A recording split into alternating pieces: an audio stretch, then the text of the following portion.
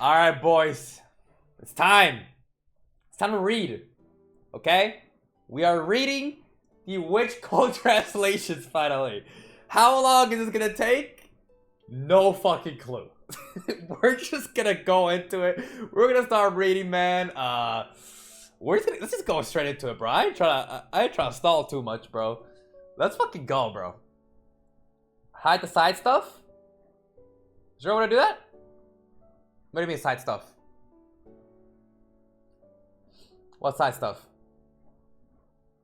Hide the titles? Oh! Okay. Oh, I didn't. Okay. I didn't look at anything. Or you guys too. Wait, I'm not trying to spoil anyone either. We good? Yo, because low key, I don't know about me, but there's some line now I'm reading that maybe I haven't gotten to arc 10. Okay. Alright, we should be good now. Let's just go into it, man. Alright. It's time to read. No, I'm not doing ASMR. Cut content. Quick link. Okay, whatever. This page is intended to serve as a repository. Oh, fuck. My English. Of relatively important cut content that might affect your enjoyment of the series. You just have to be good. Use the anime as a reference to do that for anime watchers. Okay. Me. This page has been sectioned into seasons, including OVAs, as if they were a season. Okay? Then further subdivided into episodes. That way it would be easier to relate the content of what you see in the anime. Beautiful. Okay. Each piece of cut content is organized in the following manner. Short description, how important it is for... Oh, fuck. From 1 to 4, press to open. Okay. Ranking how important the information seen has been done using the following criteria. Not really important. Not very important to the overall story, plot or lore, usually just neat character moments. Relatively important, might be important, I guess. Important. Okay. Wait, so like, do I just like read all of it? Because like, isn't this like kind of subjective? Like, what if the information is like classified as not really important, but maybe it is for me, you know? Like, I care. You know what I mean? Like, I might just like read the ones, unless it's like too much. Like, unless like the ones are too much. I mean, I don't know. I feel like I might just read everything. I don't know if there's any reason to not do that. Okay. Just read all of it. It's not much. All right, we're going for it. Season 1. Okay. Keep in mind, it's been a little bit since season 1. Okay. So if I need a refresher, I'll ask y'all. Okay. Season 1, episode 7, Shadow Garden Scene 1. Yo, y'all have been hyping this shit up, bro. Y'all have been hyping this shit up, okay? The fucking Shadow Garden stuff, okay? Y'all told me that I needed to double the Shadow Garden stuff, right? Because season 2, it'll help for season 2, but we're here, okay? Relatively important. Alright. After jumping off the cliff and dying, before respawning. So he dies. And then, like, before he respawns, this happens.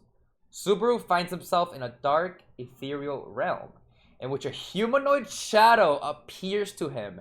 And someone voices the words, "I cannot meet you, not yet." Oh. So, you're telling me, all the way back in season 1... it was pretty much, okay, obviously it's cut content, but I'm just saying, like, the possibility of you kind of just, like, maybe even getting to hear Satella all the way back in season 1, episode 7? Because, like, it says someone voices the words, "I cannot meet you, not yet." So, like, voices, keyword. So, like, it could have been, like, a Satella moment actually speaking back then in season 1, episode 7. Huh. After dying. But, like, that's weird, though. That's so weird, because, like, normally returned by death, after jumping off the cliff and dying before respawning, isn't it like an instant respawn? So, like, what is, like, the criteria for getting a specific Satella encounter? You know what I mean? Like, why the fuck is Subaru just encountering Satella when he dies? Like, he kills himself. That's weird, but, okay, can I meet you? Not yet, definitely not. Satella's dimension? What the fuck? So that's what it is? It's just Satella's okay. That's... Reinhardt scales above TS. It's instant from Subaru POV. It's instant from Subaru POV. Got it. Okay. Again, more Shadow Gordon stuff. Alright, episode 11, season 1. After being knocked unconscious, after Roswaal appears to save the day. I do remember that, yeah. When he had the superhero type of fucking, the Goku timing, and he pulls up literally before Subaru gets cooked by the fucking Witch Beast. But burning the Witch Beast, Subaru finds himself in the dark ethereal realm yet again, in which the shadow, now in the shape of a woman, okay. Gotta keep that in mind. So back then in episode 7 here, it was just a humanoid shadow, no specifics. But now, yet again, in which the shadow now is in the shape of a woman. So now Satella actually looks like, obviously, Satella, like a girl. Approaches him with the words, "View." View. Okay. Facebook recommendation. I should probably get rid of those. Alright. Shape of a woman. Approaches him with the words, "View." Okay. So, View. You remember back in season 2? Y'all remember back in season 2? When she pretty much spammed the "I love you." I don't remember if, I don't know. I don't know if I remember her like saying like it being cut off, but she obviously spammed the "I love you," so it evolved, I guess. Yeah, it seems like it evolved. So like the more time, so yeah, because like it went from humanoid shadow. To just shape of a woman too. Like obviously the shadow in which shape of a woman, but interesting. Episode 12. Very important. Mandatory even. Okay. Al's origin from another world. What?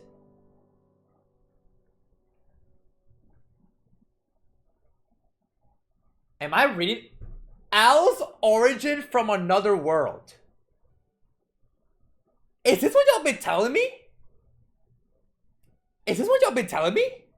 The whole importance of Al? Honestly, I think Aldebrand or whatever the fuck its name is much harder. I think Al is easier for me to say.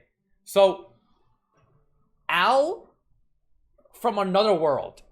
Earth? No way. No way it's Earth. No shot it's Earth. After boarding Priscilla's carriage and some talk about Priscilla's status as a royal candidate, and as the pinnacle of arrogance, Al casually mentions that he had noticed Subaru was from another world just from the use of the expression "red string of fate." He goes on to mention he had not heard of it for 18 years. That is, the amount of time he has been in this parallel world. He has no idea of why or how he was summoned, remarking he's just been trying to stay alive. Furthermore, some detail about the world is given, that there is a great waterfall bordering the world of ReZero, meaning that it is a flat world. Okay, the last part I kind of already knew. Dude, let me find out. Let me find out that this motherfucker... Nah, no shot. Yo, let me find out this motherfucker's actually from Earth. He died? He got isekai'd? Did bro get isekai too? He got returned by death? Nah, no shot. I don't think so. I think that's too much for Subaru. But this is literally just saying he's just from somewhere else, from another world. Which I'm gonna go ahead and guess it's just Earth, right? Japan. He's Japanese. What the fuck? But like, that's all we get? Yo, there has to be more, bro. No shot you can just throw that shit in there like it's nothing. Yeah, it's mentioned that he pretty much just like lost his like memories or some shit, right? Around here? Yeah, he has like no idea of why or how he was summoned. He just has like amnesia. What the fuck? Bro's just been going with the flow. What? Dude, that is so...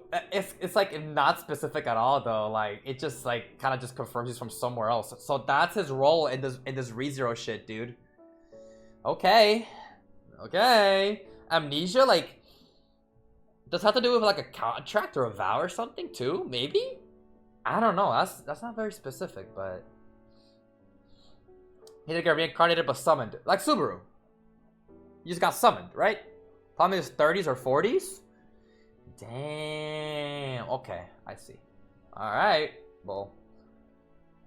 Al possesses no episodic memories. Oh, here it is. Important. There is one more... Oh, oops. There is one more detail that Al mentions that was cut from the LN, in that he does not have any episodic memories, and that he is aware of stuff like common sense, concepts, names, slang, but he has no stories of himself. He doesn't know who he is or what he did.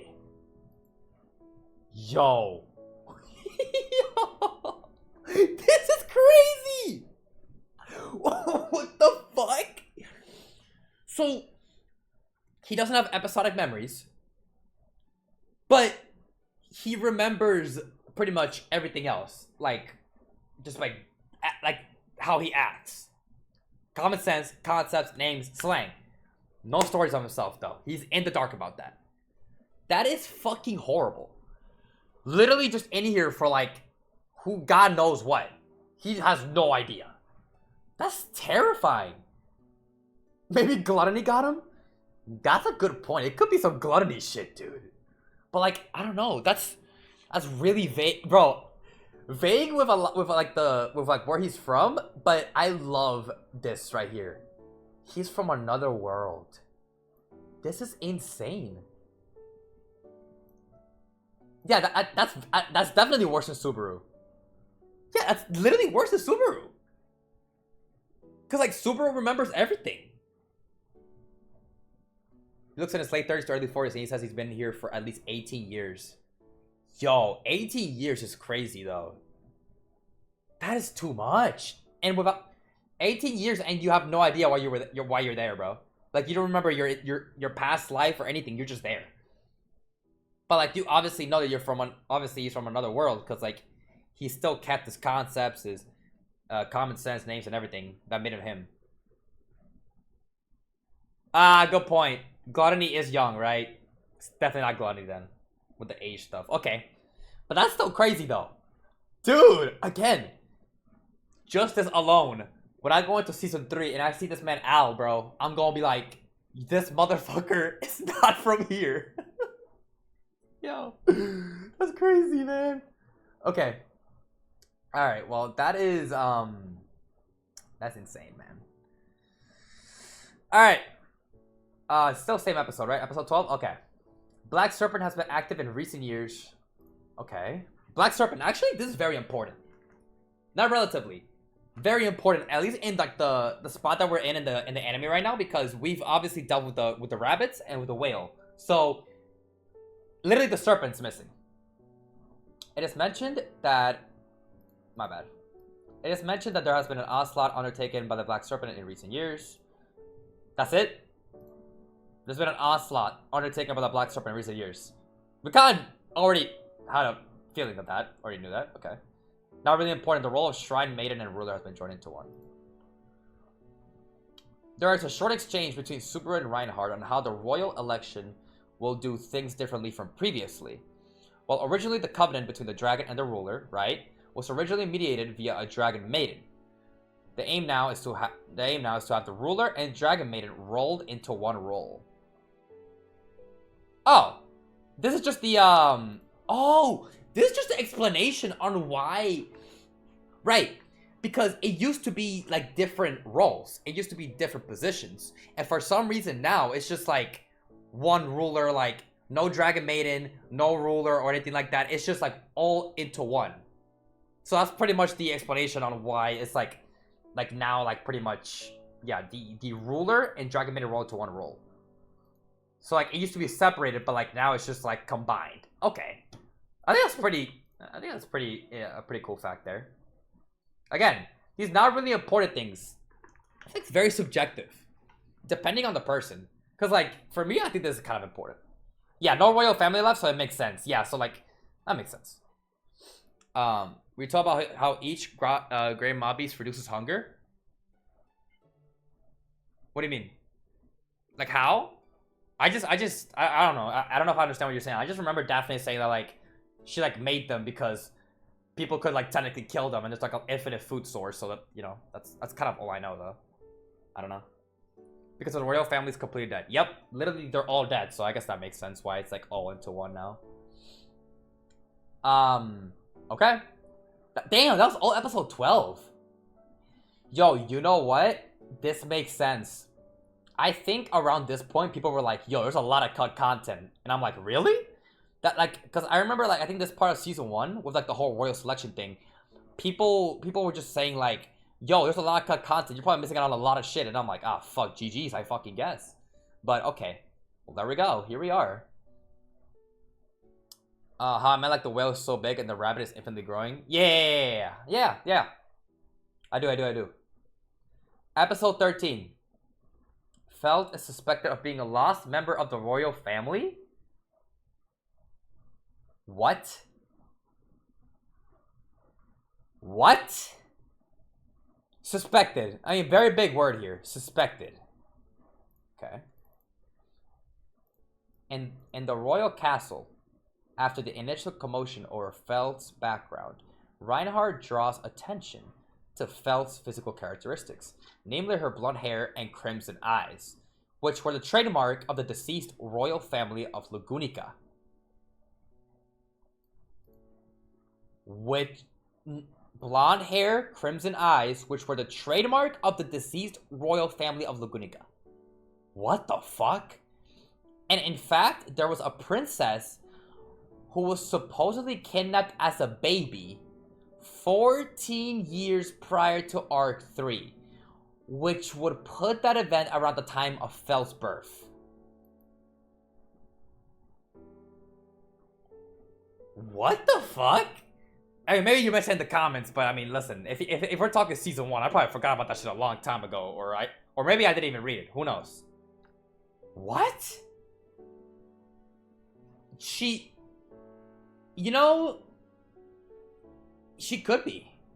If we're just like, I mean, it lines up, and I mean, it's kind of funny that it does make sense and lines up with the time, and the fact that like she was like the last candidate that was like also presented. I don't think that's just a coincidence, bro. Ain't no damn coincidence. I think, damn, she could actually be just a lost member of the royal family. Let me find out if Felt actually like that, bro. Okay. That is, okay. This is all episode 13. Al fled another country, the Valachian Empire, and his face was disfigured. Okay. Some extra background on Al is given. His past is one of having fled the Valachian Empire, having been a sword slave for over 10 years.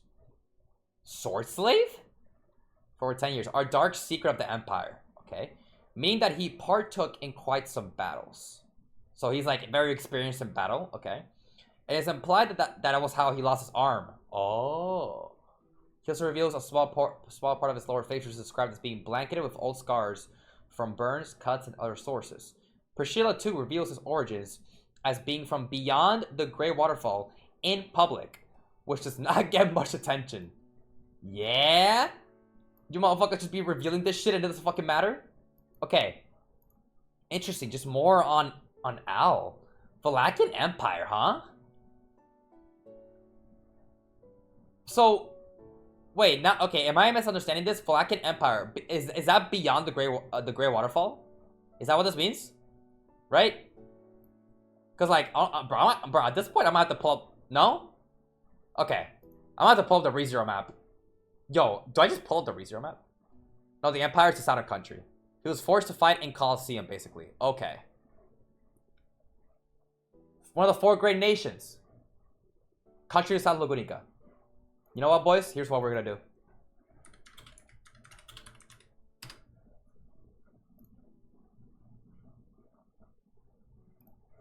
Is this one good?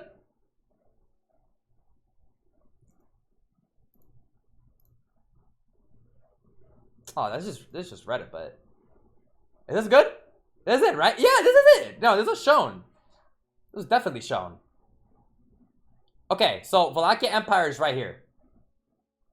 Okay, let me keep that in mind. So Valachian Empire. Oh wait, this is gonna be this is gonna be really useful. Yeah, Grey Waterfall is all the way over fucking here, and it doesn't seem like there's anything here, like beyond this maybe. So like yeah, okay. So this is where Al's from. Okay, all right, cool. Well, we'll have the map pulled up here just in case. Okay.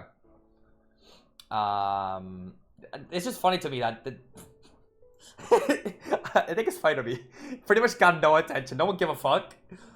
Alright, well, that's episode 13. Okay, this is probably the part where people were saying there's a lot of cut content. People in the Royal Selection reactions, right, for these episodes, people were like, yo, there's a lot of cut content, bro. There's a lot of shit you're missing out. And I'm like, okay, GG's, I guess. But, alright, well, there we go. That's a lot of important information. Puck shows himself in the royal castle. So, context, I think I do remember reading a comment on this. Someone did mention this. The part with the candidate speeches leading up to Subaru's freakout is very different. Oh man. The candidates have lengthier speeches, lending them a bit more depth and characterization. But the important part is when Emilia assumes the forefront. After she is denounced as a silver-haired half-elf, Roswaal goes with the flow and publicly takes a massive dump on her by saying that it doesn't matter if she's suitable for a candidate or not. They just needed 5 people recognized by the insignia. Roswaal, you fucking asshole. Oh my god. Pretty much just saying, hey, she could fucking suck. I don't give a fuck. We just need 5, bro. Interesting. Okay. Subaru, obviously. This is episode 13 Subaru. We're going back. Subaru's triggered by this. And after he doesn't stand down, Roswaal launches an Algoa at him? Hold on a fucking second. So we just launching Algoa in the middle of the fucking, in the middle of like the royal candidacy, bro.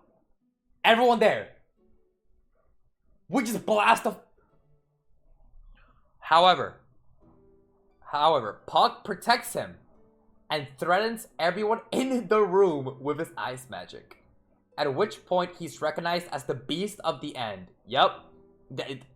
Oh shit, bro. He low-key got aura. Damn, but like Puck protected him. Okay. Translated as Apocalypse Beast of Eternal Frost in the official translation. Oh, that's cool. Apocalypse Beast of Eternal Frost. Which is better? Which is cooler? I think Beast of the End. Right? This is a little too long, but I mean, it's very literal, right? we just need players for the game. It could be anyone, I guess, yeah. Mikdolov. Do I remember who this is? Wasn't that the guy that was like talking? That was the guy that hosted it, right? He was like talking about like the rules and like how everything was like supposed to happen. I think I remember him. Mikdolov. 3-0. Yeah, I do remember him. Yeah, I remember him. Okay, that's him. All right, I got it. Supposed to be. Oh, it's supposed to be Mikrotov, not Mikdol. Oh, well, there you go. This guy then realizes that it was all a sham, like shaman, planned by Roswaal and Puck.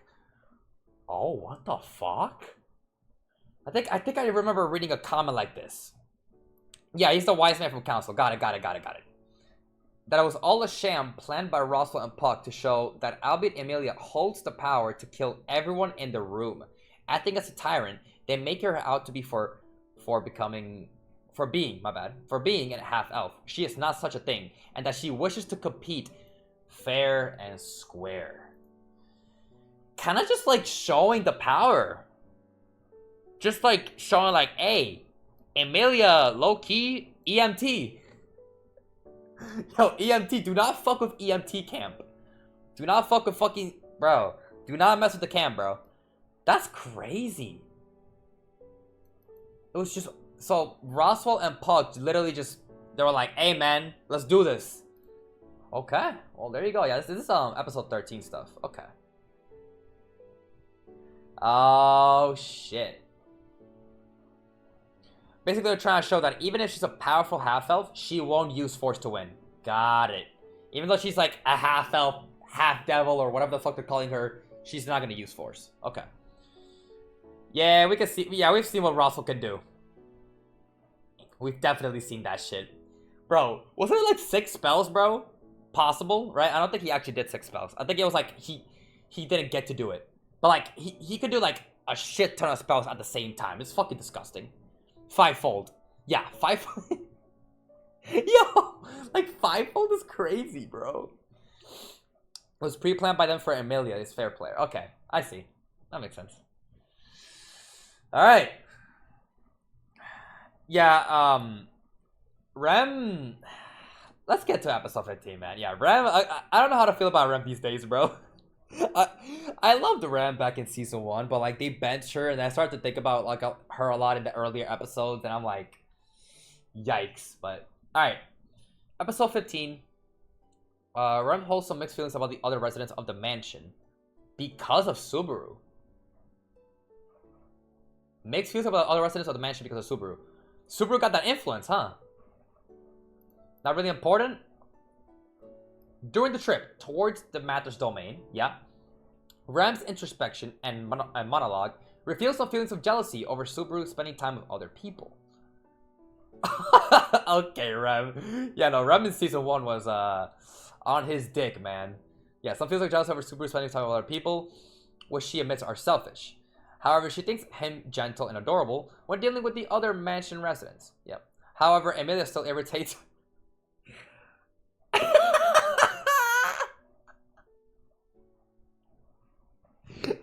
It's funny. Let me clear my throat, man. Oh god, here we go. Let me get some water. We're gonna be reading for a while here, huh? However, Emilia still irritates her because of her existence as a half-elf. Rem also calls her a half-devil. It makes sense. It makes sense. It's not really like, yo, don't... It's not really like, don't steal my man. It's more of just like, you're a half-devil, so automatically I fucking hate you. Being that, the witch cult had affected her life too greatly, yeah? And also because she cannot bring herself to like or dislike Emilia. Okay, see? There's confirmation, right? Translation of the web novel scene performed by Rem and Water. Okay. Oh, this is like the... I think there's like the actual like entire thing, but nah, I think we're just gonna stick to this, okay? That's episode 15. Alright. Rem doesn't like EMT? Maybe she could get along with Echidna. She might. Yeah, anime Rem? Yeah, anime Rem definitely is much tamer. Y'all see, I mean, we saw what they did to her in, whatchamacallit, man? What they did to her in... Wow, my brain is blanking the fuck out. What just happened to my brain? Memory Snow. Jesus Christ, hello? Am I good? Memory Snow. Yeah, Memory Snow. Wait, you know what I was talking about. You know what I was talking about.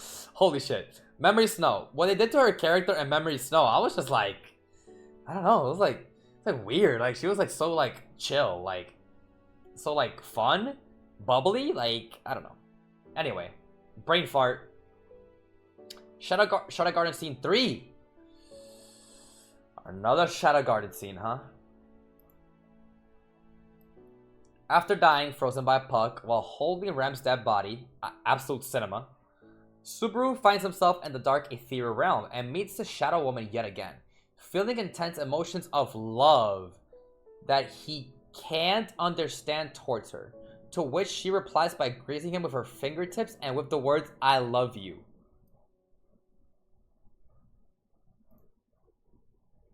Feeling intense emotions of love that he can't understand towards her. There fucking is. There's no explanation. He doesn't understand. We've seen this in season 2. Wiping her tears away. Saying, "I'll save you." Like, these lines that Subaru like was saying in season 2.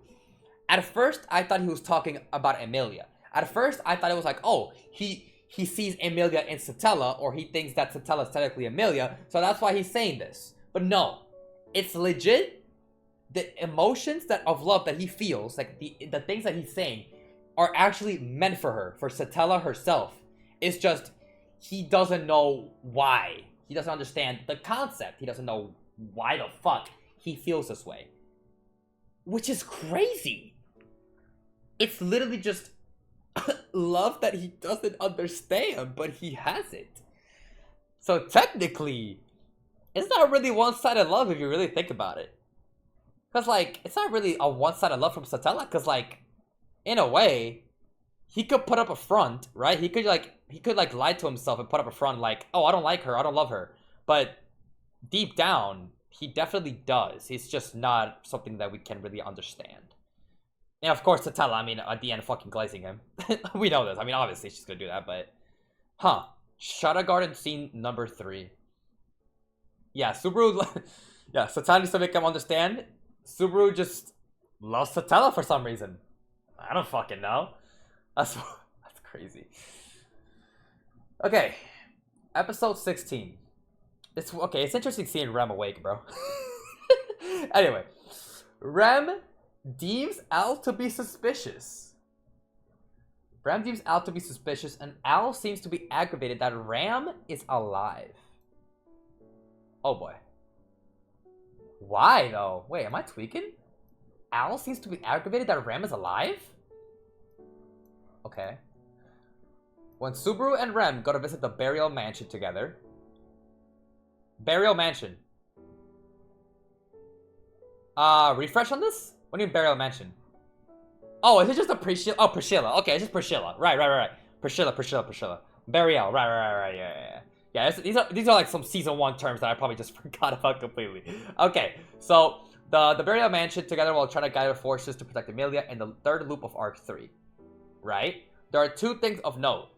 Once they enter the mansion, Rem seems to be sniffing something, staring at the back of Al's helmet. Then once Subaru is let alone to Priscilla, Rem remarks that he should be especially wary of Al.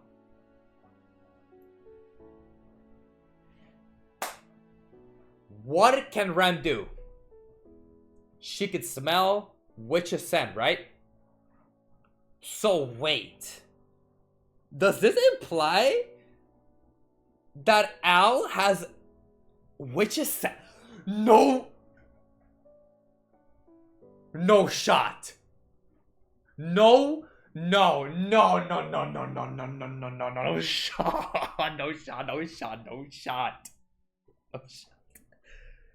Let me find out this motherfucker. But like, wouldn't that mean he just has like returned by death? No. Authorities? Okay, correct me if I'm wrong. Authorities are pretty much based off on the person's just personality, right? Their personality and how they are, right? That's how the authority like pretty much like shows, or like how it works, like the power awakens. It's based off of how the person pretty much is, right? So we know the witch cult has a scent too. Yeah, pretty much a manifestation of their interpretation thing. He could also be from the witch cult. Very good point. Maybe I'm thinking of it a little too deep. He could just be from the witch cult. But like, I think it'd be so fun to think that we got another Satella victim here. Remember. What happened to Subaru? He has this, he can't explain the love that he feels for Satella. And for some reason, Satella... Stream lagging? Seems good now? Did we good now? Okay. Alright. Okay. Now, okay. I went back in time. Okay. As I was saying, what exactly, right? What happened with Subaru? With Satella, right? Subaru has he can't explain the love for Satella, right? But there was an implication in season 2. There was an implication that it seems like Satella knows him for a very long time. Because she said, you're the one who finally saved me a long time ago. Or somewhere around those, like along those lines about that, right? So my theory and my way of thinking is like, okay, so like, does that mean that Subaru has a vow that he doesn't know of where he loses his memories or some shit? Now, how would that make any sense with the time frame? Because Satella's like 400 plus years old, right? Or like, you know, from what we know of. Subaru's like 17. I don't know how that would work unless like she had a lover that looked like Subaru or is Subaru from another world. Maybe Subaru has like an alternate persona in the other world, and then when he got summoned, he replaced that person. Or maybe that alternate version of himself died in the isekai world and that's why he got summoned? I have no clue. Like, it's like, I have no fucking clue. But it seems like it has to do something with a memory vow, right? Again, we saw an example of this with Echidna. Echidna, right? Pretty much did this whole vow thing with Subaru before sending him to the fucking portal and sending him back, and Subaru pretty much forgot about her and what happened. So it could be something like that. Maybe Subaru just doesn't fucking remember, right? Or not Subaru, yeah, Subaru. Subaru doesn't fucking remember. But it could relate back to Al. Al doesn't have memories. He lost his memories. For what reason and by who? Who does he have the vow with, maybe? He could have a vow with someone. I don't know. No clue. But it's pretty much implying here that, you know, Al just, like, maybe lost, like, maybe he's, like, with Satella or some shit, and he, like, lost his memories, and he has a vow with Satella. Or maybe not even just Satella. It could be another witch, or not just a witch. Any other witch. Because, like, it could just be any other witch, no? It doesn't have to specifically be Satella. Because Witch's Scent is just a Witch's Scent. It's not really Satella's scent, you know what I mean? So, it could just be Witch Cult or any other witch, but that's crazy. And Rem noticed that, obviously, because she can smell that shit, dude. Whoa. Okay, let's keep it going. Then, right? Yeah, sip something staring at the back of Al's helmet. Then, once Subaru is let alone to Priscilla, Rem remarks that he should be especially wary of Al. After Subaru is knocked out and brought outside by Al, there is a short exchange where Al calls Rem by Ram's name. Right, it says here that he's aggravated that Rem is alive. Rem clarifies that Ram is her sister. Al asks if her sister is still alive, to which Rem answers yes. And Al suddenly projects a ghastly aura, which shocks Rem and Subaru both. Calming down immediately afterwards, he tells them to leave as soon as possible, as he's not in a good mood. And after they leave, Al remarks, "You gotta be joking me, so that's what it was. Makes me want to puke." What the what the fuck? What does that even mean? Yeah, what does that even mean? Like, what does that even fucking mean? Like, what is it supposed to imply? So, I remember this. Right? Yeah, obviously you can just Al wants Ram dead, obviously, but like, what I don't understand is like the deep reason. What the fuck is like that deep reason, right? Okay, wait. So, I remember this. It was literally, yeah, obviously it's like mentioned that it was like after he got knocked out and he woke up, right? But the short exchange they had in the anime was very different. Very different. Because it was just Subaru and Al. And it was just like some like simple exchange. But apparently Rem was there. And it had to do with the whole Witch's Scent and Ram being mentioned. Her mentioning Ram's name clarified that it's her sister. Al asked if her sister's still alive. Like, what? It seems like he thought only Ram existed? What the Yeah, I'm not gonna lie, I don't really get this. When she talk about when she lost her horn? Wait, you might be onto something. Wait, you might be onto something. Wait a damn minute. Al asked if her sister is still alive. We don't necessarily have to think inside the box of it being in the present moment. It doesn't have to be the present moment, recent moment. It could be back all the way to the village, right? Like the village that burned down. Like, it could just like, it could like trace all the way back to then when Ram got her horn pretty much sliced off. And it could be the implication of her horn being sliced off. And that's why, obviously, because when the horn gets cut off, if it's not treated, I think they pretty much die, right? Correct me if I'm wrong. They just pretty much just like are doomed to die. So maybe Al had to do something with that attack or knew of the attack. And maybe he just had maybe he just thought that Ram was just dead. But now he just finds out in this moment that she's actually alive. Yeah, but if Al thought Rem to be dead, why would he call Rem by Ram's name? I mean, it could be something stupid like maybe because Rem looks like Ram, so like he just like automatically said Ram. I don't know. Yeah, right here. Al calls Rem by Ram's name.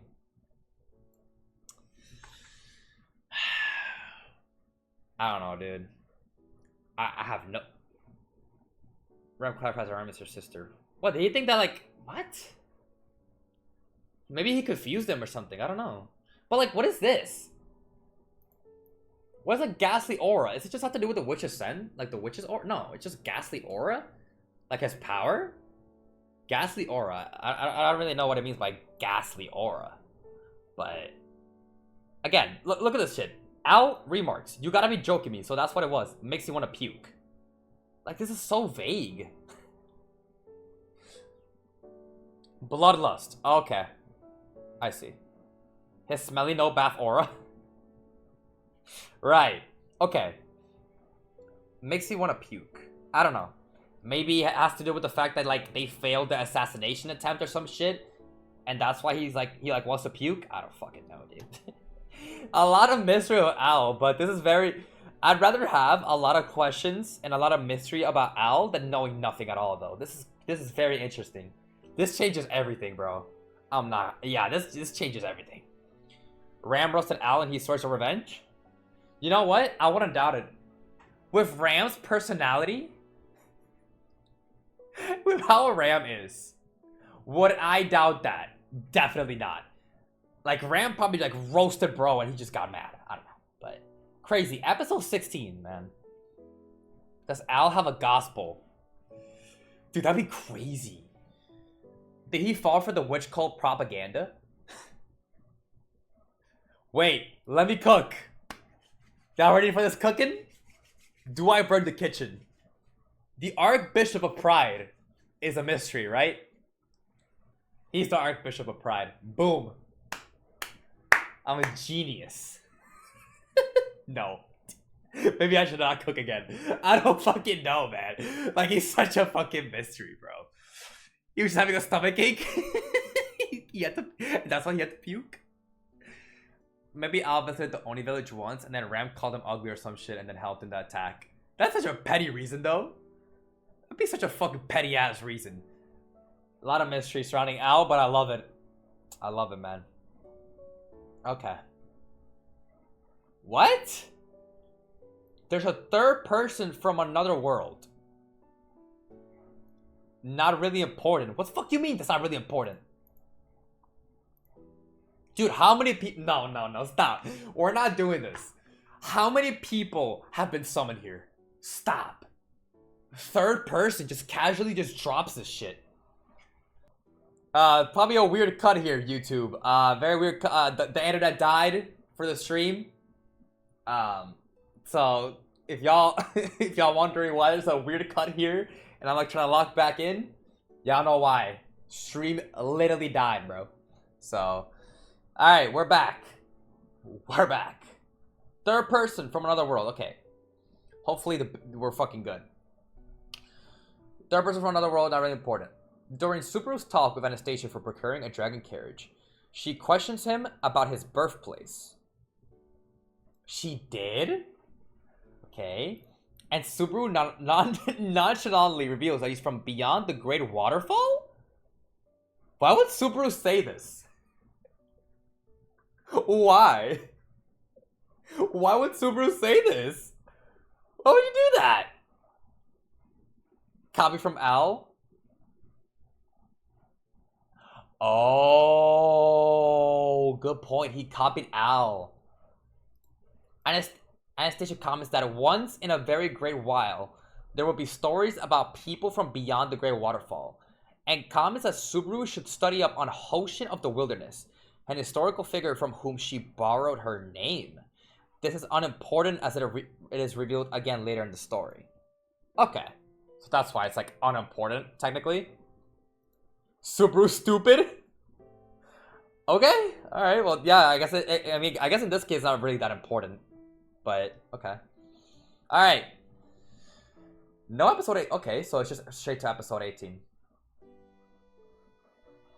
Okay. What? Oh, wait, we're on the wrong song. Oh, I forgot to put on a loop. My bad. Alright, we should be good now. I was like, why is the music so loud? Wait, the music's different. Okay. Wait, Echidna mentioned in season 1. Huh. Hostility is her surname, so she didn't have a surname?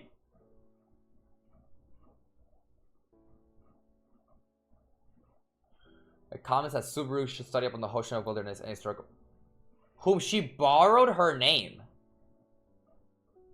Huh, good point. Wait, good catch there. She borrowed this shit. So, like, technically, she didn't have a surname. She just took that shit. Yeah, Anastasia. Yeah, Anastasia Hoshin. I didn't catch that because, like, I low-key forgot that her like, name was, like, Anastasia Hoshin. Good catch. Yeah, that's actually interesting. She just borrowed that shit. Okay, so she's not actually a host. Okay. Echidna could be the reason for Puck's immense power. When Petelgeuse starts despairing about the power held by Puck in his Star Beast form, Puck mentions Echidna as the explanation. I can kind of see why. I guess I can kind of see why this was not, like, shown. It's season 1, episode 18. I guess, like, showing Echidna all the way back here. I mean, but, like, at the same time, I think it'd be fun, you know, for theorizing. Like, who the fuck is Echidna? You know, because you're not gonna know who Echidna is. If Puck just mentions Echidna, you don't really know. So, like, at that point, so it's like, I don't know. I don't think that's, like, that big of a deal. Episode 19, Crusch. Crusch had a close, non-romantic relationship with a late member of the royal family. Okay. Crusch stuff. Okay. Slide notch to Echidna, yeah. While preparations are being made for the White Whale battle, Felix exposes some of Crusch's past to Subaru. Felix mentions that Subaru reminds him a bit of someone who was in Crusch's life, the late 4th prince of the kingdom of Lugunica, Fourier Lugunica. It is also said that Fourier made terrible excuses to meet Crusch, and as such his goal was obvious. The implication that he had a crush on Crusch. Ah, get it? Crush on Crusch? I mean, you have to say crush, but okay, anyway. The prince? It's the reason for her not trusting the dragon. Okay. Fourier Lugunica? 4th prince. Interesting. Bro just was down bad. Okay. Bro was just fucking down bad for her. Still episode 19. Subaru admits to Rem he has a crush on her. What? What? Excuse me? It was discussing the fact that Subaru successfully eluded Crusch's lie detecting divine protection. Lie detecting divine protection. Right, yeah. I was like, what the fuck are you talking about? Yeah, I remember that. Rem tells him that she believes in him with all his heart. This prompts Subaru to deliver a second I love him. No, no, he didn't. No, he didn't.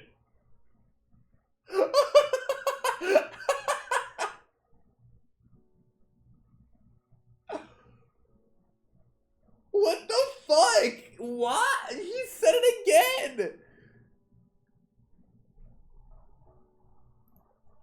But adds that looking at Rem makes his heart flutter. After some chit-chat, Rem says she would be okay with being Subaru's second wife.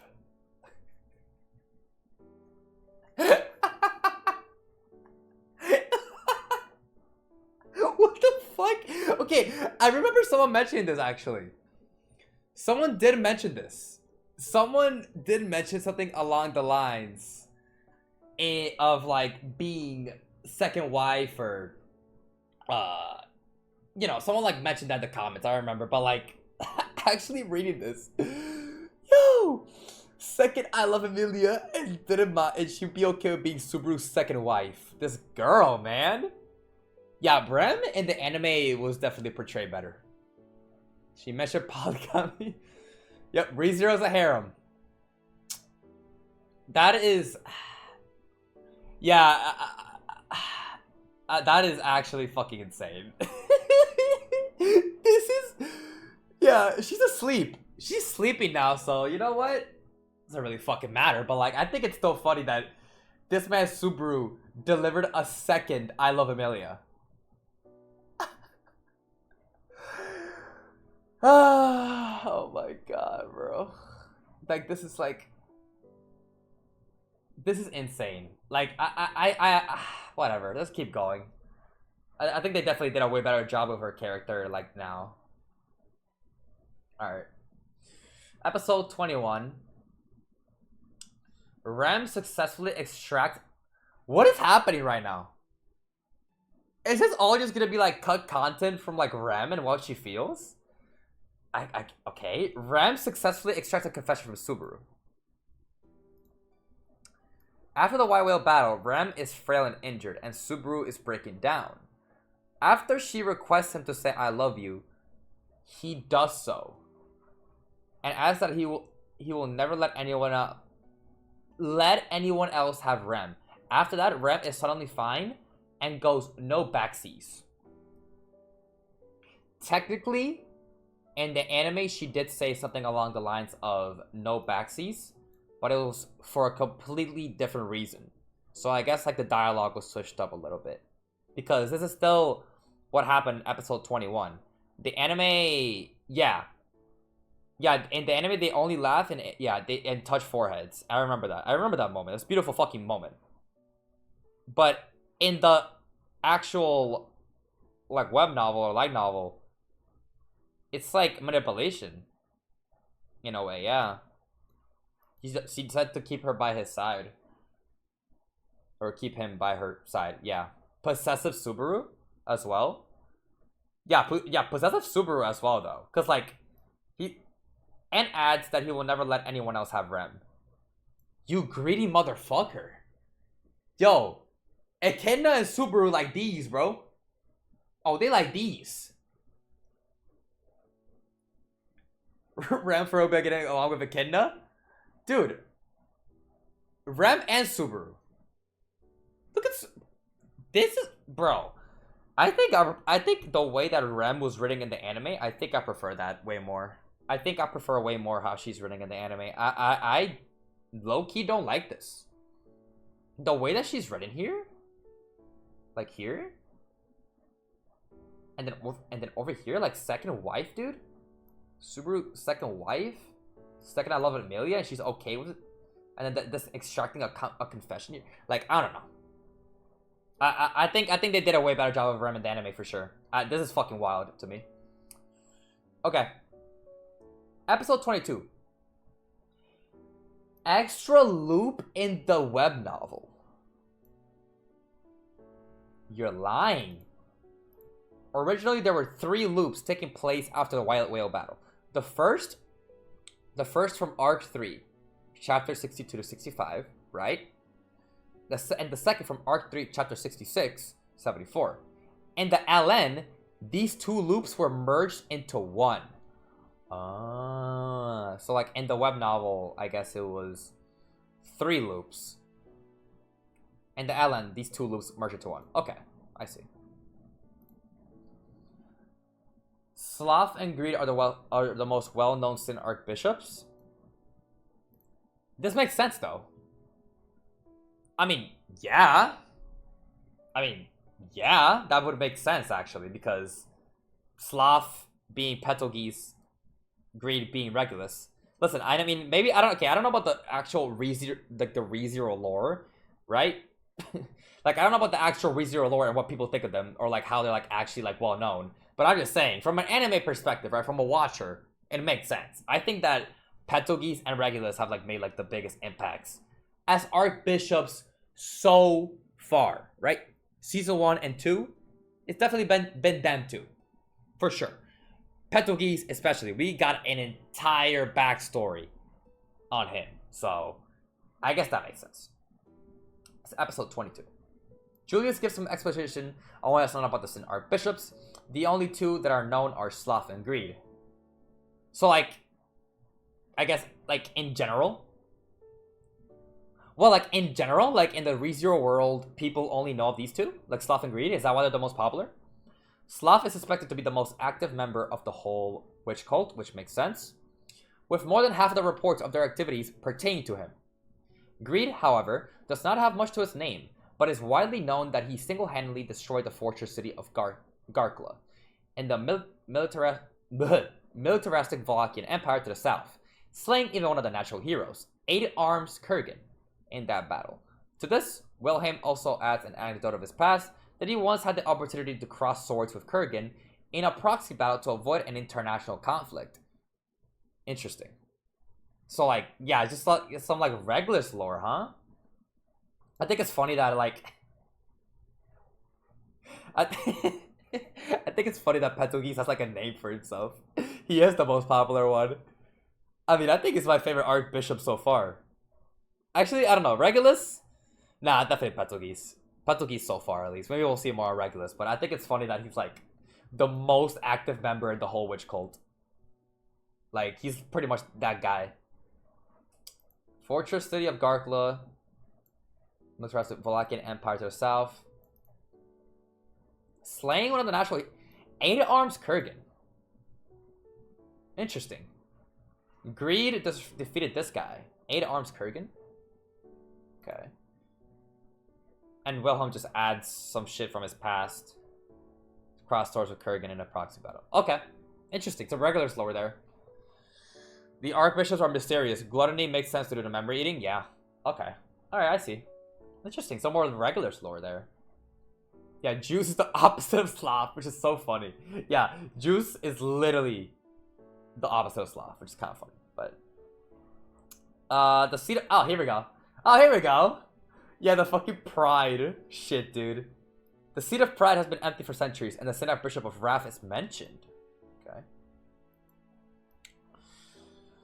When surmising that Subaru is the current generation's pride, being that the seat is vacant or vacant. I never know how to say this word. I know what it means. It's like empty, right? It's like it's not there. It's just a weird word for me. Petelgeuse adds a detail in that the love of the witch for Subaru is so rich that even Wrath would be envious. Later on in this section, Petelgeuse adds that it has been centuries. Since the vacancy that is the seat of pride has been filled. Obviously, I remember the whole pride obsession as well. I do remember that.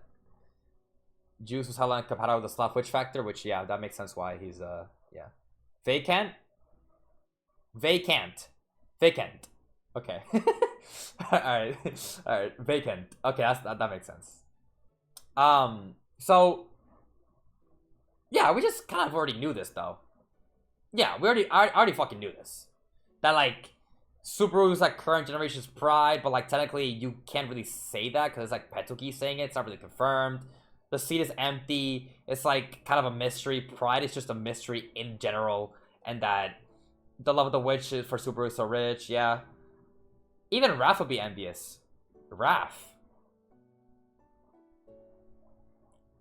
would be envious. I think it's funny that it's envy by Wrath. Wrath? We haven't seen Wrath at all, right? Who the fuck? Damn. Wrath is we're talking Archbishop of Wrath, right? We're not talking like... Yeah, Wrath, the Archbishop. Wonder who Wrath is, man. Maybe we'll see it eventually. Okay. Interesting. Wrath should be angry. Being envious can boost Wrath. Good point, I guess. Yeah? That makes sense, actually. Okay. Alright. Well. Let's keep going. Sin Archbishop of Lust. And the WN Petelgeuse also adds that Lust 2 would be envious of the love Subaru has received from the witch. So what, the Archbishops are just like all fucking jealous? All the fucking Archbishops are jealous. That's all it is. All the fucking Archbishops are fucking jealous of Subaru. The Satella glaze. Everyone fucking hates it. They're tired of him. They're jealous, bro. They're envious of Subaru, bro. That's funny. But it makes sense, bro. Subaru is like the most loved. Obviously, the archbishops are like literally like, you know. Lust is jealous for love, though. True. Very. Yeah, I guess that makes sense. But like Wrath over here too, right? So like I guess like they have a correlation there too. That lust would be envious. Okay. Damn. All right. The white whale's presence was premeditated by Petelgeuse. What? Yeah, I know. It's like the web novel's like the draft, right? It's like the draft, and the light novel's like the final version, right? Pretty sure. Okay. When Subaru asked for clarification on the trial, right? Petelgeuse begins by talking about the highway being sealed, then directly mentioning the mist as the method. This implies that the white whale having spawned near Flugel's tree was premeditated.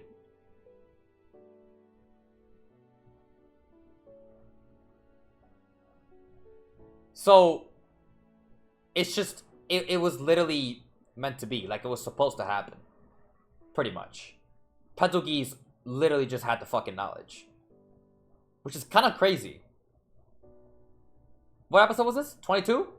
I mean, this is like way after the battle, so like, if it, in a way, this information just like kind of just doesn't really matter anymore, but it's kind of cool that like Petelgeuse still like revealed it. The white whale was their pet. Lai said that. Yeah, I remember Lai saying that the pet.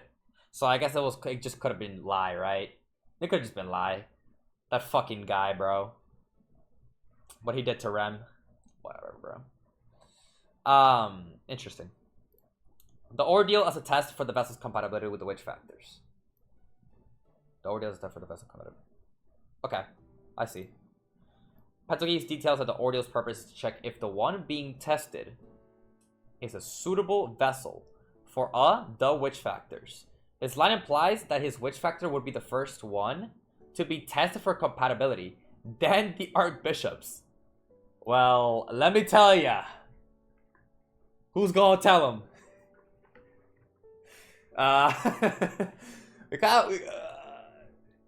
Who's gonna tell him that Subaru got it, man? Right? I mean, Subaru's just chill. Should mean that they're meant to die, right? Pretty much. Which is kind of white. It's kind of wild. His witch factor would be the first one to be tested, then the other archbishops. So I mean, yeah, technically, I mean, obviously, like way after when he died, though, like it was kind of just tested out with Subaru in a way, no? Like, am I wrong about that? Like, Subaru's compatible with it. He's chill with it. Like, he has sloth. So like, I guess in a way, it was like, in a way, the test kind of worked, but that's interesting.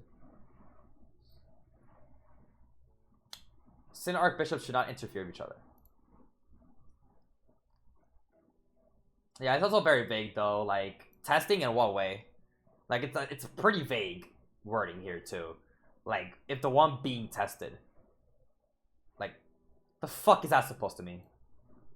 But okay, all right, sure. Sin archbishops should not interfere with each other. Petelgeuse, now in the body of the Mad Woman, right? Yeah, the Mad Woman mentions that it is an unwritten rule among Sin archbishops to not interfere with each other.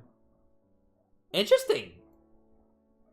I mean, you could classify it as not really important. I think that's kind of important in a way. Like, the archbishops just can't like get in each other's way, which is interesting. I wonder why though. But like, it's just an unwritten rule. Oh, it's like fucking, it's like sports, dude. It's like NBA. It's like in the NBA when like motherfuckers like run up the score in like the last couple seconds, and like and motherfuckers like say it's an unwritten rule, like it's disrespectful. Okay, I guess it's just an unwritten rule. It's not really like actually like set in stone. I think it means whether Emilia's compatible with Slav. See, that is a very good point, because like when they mentioned the whole being tested for the vessel, right, the ordeal, I do remember Emilia being mentioned by Petelgeuse, right? Petelgeuse mentioned that they wanted to get Emilia ready to be the vessel for Satella, right? Or the Witch of Envy, right? It was something along those lines. It's a little, you know, iffy. It's been a little while, but that could be correct. But like, that'd be wild. Emilia compatible with Slav. So I guess that's what the testing was about, I guess. And yeah, I do remember also Regulus and Lai being together. Is that why? No, okay, no. Because like, it just says like to not interfere with each other. The keyword interfere. So I guess Lai and Regulus were technically together on what the fuck they were doing. So like, because like I was about to say like, Lai was like fighting Rem and Regulus got involved.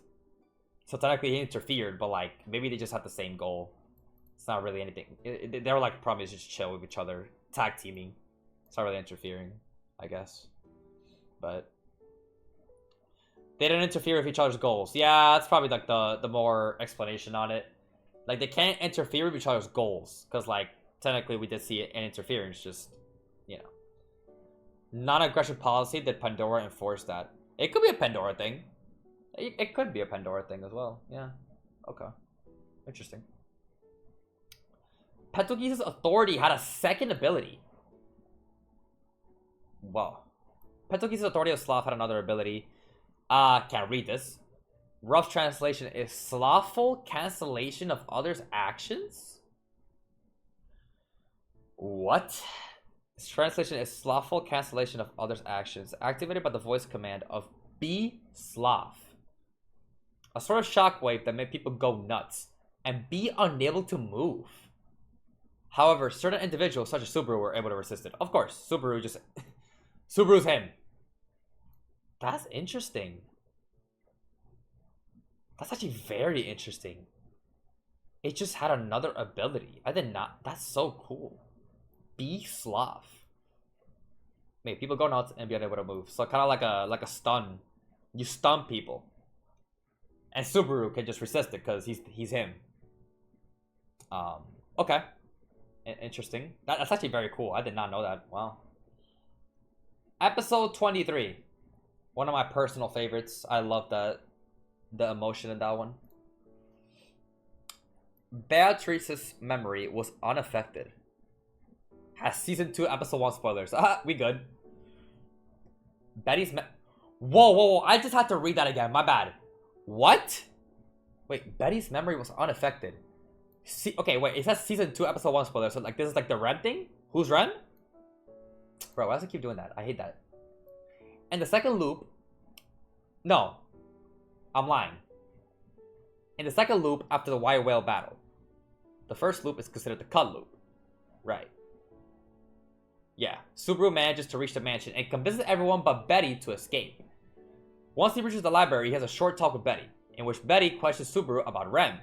The magnitude of this is tremendous, as by this time the blank letter, which was written by Rem, not by Subaru as translated by Crunchyroll. No shot.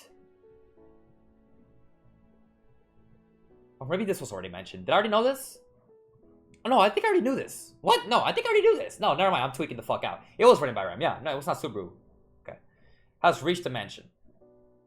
Shortly afterwards, the conversation breaks down and Subaru is sent to Arlen Village via door crossing. So, let me see if I understand this. Manages to reach the mansion because Betty just questions Subaru about Rem.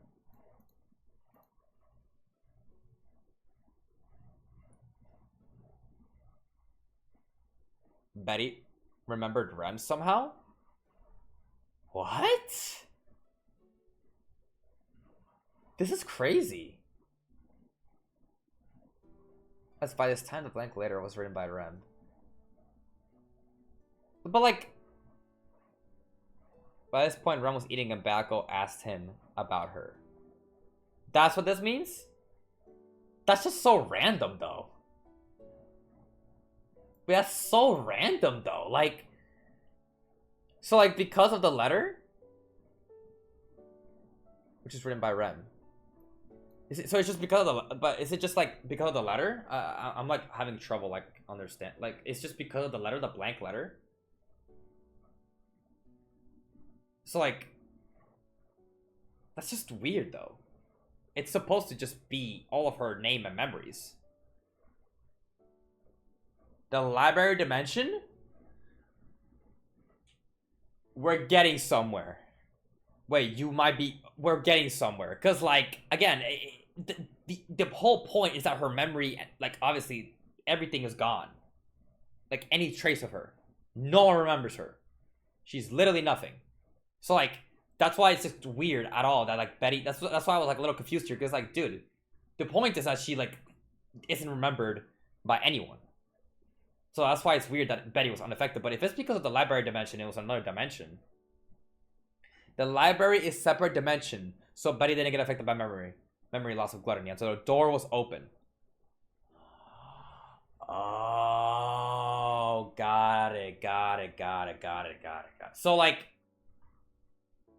until the door was open. So, in that moment, she forgot. Or, like, she didn't forget.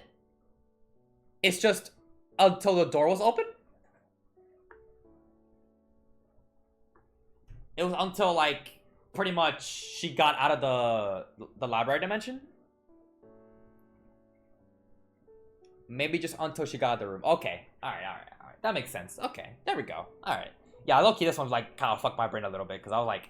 But, like, that it doesn't really make sense. Doesn't really mention anything about... But I guess, like, I should just put it 2 and 2 together, right? The library dimension. It's an entirely different dimension. An entirely different space. So that's why she's probably just unaffected. Okay. That's wild, though. Puck acts strangely upon meeting Petelgeuse and mentions he should not interfere in the ordeal by contract. Ow, I just hit myself. Okay, interfere in the ordeal by contract. Upon meeting Petelgeuse, Puck begins acting strangely, babbling things about a contract, his purpose, about the Saint Archbishops of the witch cult pushing the ordeal onto people. Echidna's name is also spoken by him. He also mentions that he's forged by his contract to stay out of the ordeal, but given that he aids Emilia in her fight against Petelgeuse in the anime and LN, this final tidbit may have been retconned entirely. Oh. Well then. It's just... pushing the ordeal onto people. He's just talking about his contract and how, like, he just can't interfere with the ordeal. Okay. Fair enough. That he hasn't. Final tidbit may have retcon entirely. Okay, sure. I guess. Petelgeuse knows Echidna and Puck. Petelgeuse knows Echidna and Puck is created by Echidna. Yeah. So probably has some relations. Yeah, I guess, right? That makes sense. Yeah. Alright, I guess there's like a little bit more on that. Alright. Shadow Garden Scene 4. Oh boy. Oh boy. What does Satella say today? What is this, like episode 23? After his assisted suicide undertaken by Julius in LN and anime, death at the hands of Petelgeuse in WN. Really? That's interesting. Wait, that's interesting. Assisted suicide. Obviously, we saw this in the LN and anime, but in the web novel, I guess the original draft, it was Petelgeuse. Okay. Subaru finds himself in the dark ethereal realm and meets the Shadow Woman yet again, feeling intense love for her. Here we go again! Holy fuck! Here we fucking go again, dude. Feeling intense love for her. Hearing the words, I love you, multiple times. The narration of the scene might be meaningful in the future. You can find a translation. Okay, it's just... Okay, well. Am I supposed to click on this? Oh, no, we're not reading all of it. Okay, that's the whole... Whoa, that's the whole thing. Okay, definitely not. Okay. Alright, well, that's cool. But, like, here we go again with the whole, like... Shadow Garden thing. The unexplainable love. Subaru just feels intense love. That's, like, here we fucking go again. It's just more and more of, like, his, like, subconscious love. Okay. I guess I can see why people told me to, like, maybe read this before season 2. To kind of get a more feel of why, he acted the way he did in season 2. With the whole wiping the tears away and saying, I'll save you. It's just more on that. Episode 25. End of season 1. The witch cultists found the highway during Subaru and Otto's chase were followers of Gluttony. Random. The witch cultists found along the highway in episode 25 are explicitly assumed to be mook cultists that follow Gluttony, which is assumed to be the white whale due to an earlier remark by Puck in the episode 18 scene. But like, obviously Gluttony is just the Archbishop, it's just a lie now. I remember that Gluttony was originally just only thought as like it was like early knowledge. Gluttony was supposed to be like some sort of like the highest power, like the Archbishop, but like obviously not. It's just lie. It's the pet. So I guess that's pretty much with that. Okay. Bro, what? Another Shadow Garden scene? There's 5. Dude, there's 5. What the fuck? After Subaru is knocked unconscious by the explosion of the magic stones, he finds himself in the dark ethereal realm once more. But like, how? So now it's not even involved with death anymore. Because like, obviously in that last episode of season 1, he was just knocked out. That's it. He wasn't dead. He didn't die there. But she still appeared, so maybe it doesn't have to do with death specifically. Subaru just even has to just only be knocked out as well.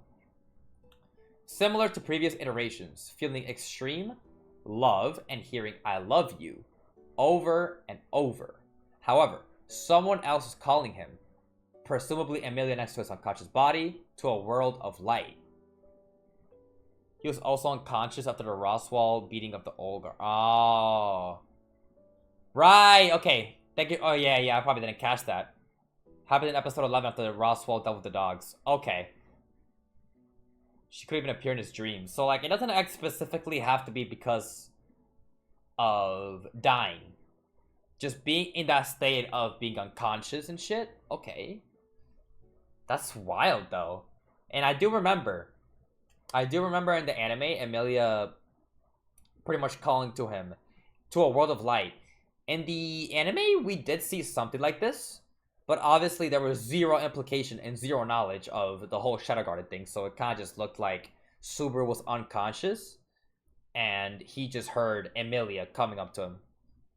That's pretty much everything that, like, you know? Just like, it's just as long as he's unconscious, which is kind of wild. Okay. In this, there are ominous lines regarding Subaru. Remember who you are. Remember what you have to do. Remember the words you must exchange. In the world where you belong, he couldn't stay there. And after deciding to leave the world of darkness, he says, next time, I'll probably come to meet you. To the shadow. Which applies with I'll be waiting. Brother. Okay. This is weird. What does this mean? Remember who you are? Remember what you have to do. Remember the words you must exchange.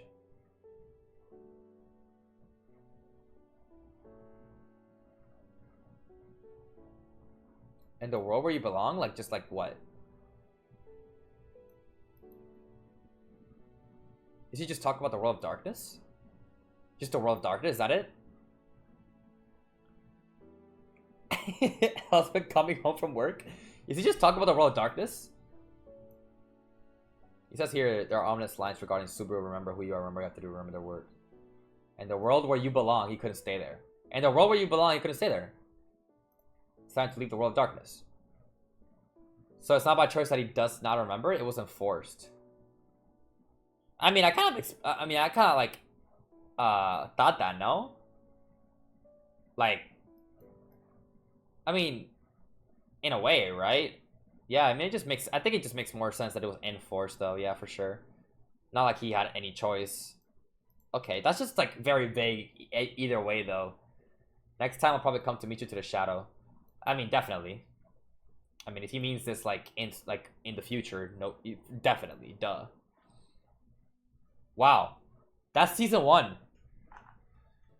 When he says he'll meet her, I believe it's foreshadowing to Witch's Tea Party. Which would make sense. Yeah, exactly. That's kind of like what I just said. Like, obviously, when she says, I'll be waiting and I'll probably come to meet you, just means in the future. Which we obviously know happened in season 2 and all that, so. Okay. Well, that's season 1. But, that is fucking wild. Biggest highlights. Biggest highlights of the season 1 cut content? Obviously, the Shadow Garden scenes. These Shadow Garden scenes are crazy. These Shadow Garden scenes are fucking insane. And it just goes to show more of how, like, unexplained this love of Subaru is. And how much more mystery he has with the whole Satella thing. Another highlight? I think the Archbishop stuff was pretty cool. More information on that. I think that was pretty good. And for sure, the facts of Al. Oh my god, that voice cracked. Y'all didn't hear that, by the way. That was the wind. Al's origin from another world. I gotta drink water, bro. I've been reading. God damn. Al's origin from another world, right? Al, I think, is a very big highlight of season 1 cut content. Maybe we'll get more on him. But it seems like Al here is like probably the main highlight, along with the Shadow Garden stuff. The Archbishops, I mean, I guess the facts about the royal candidacy were very cool though.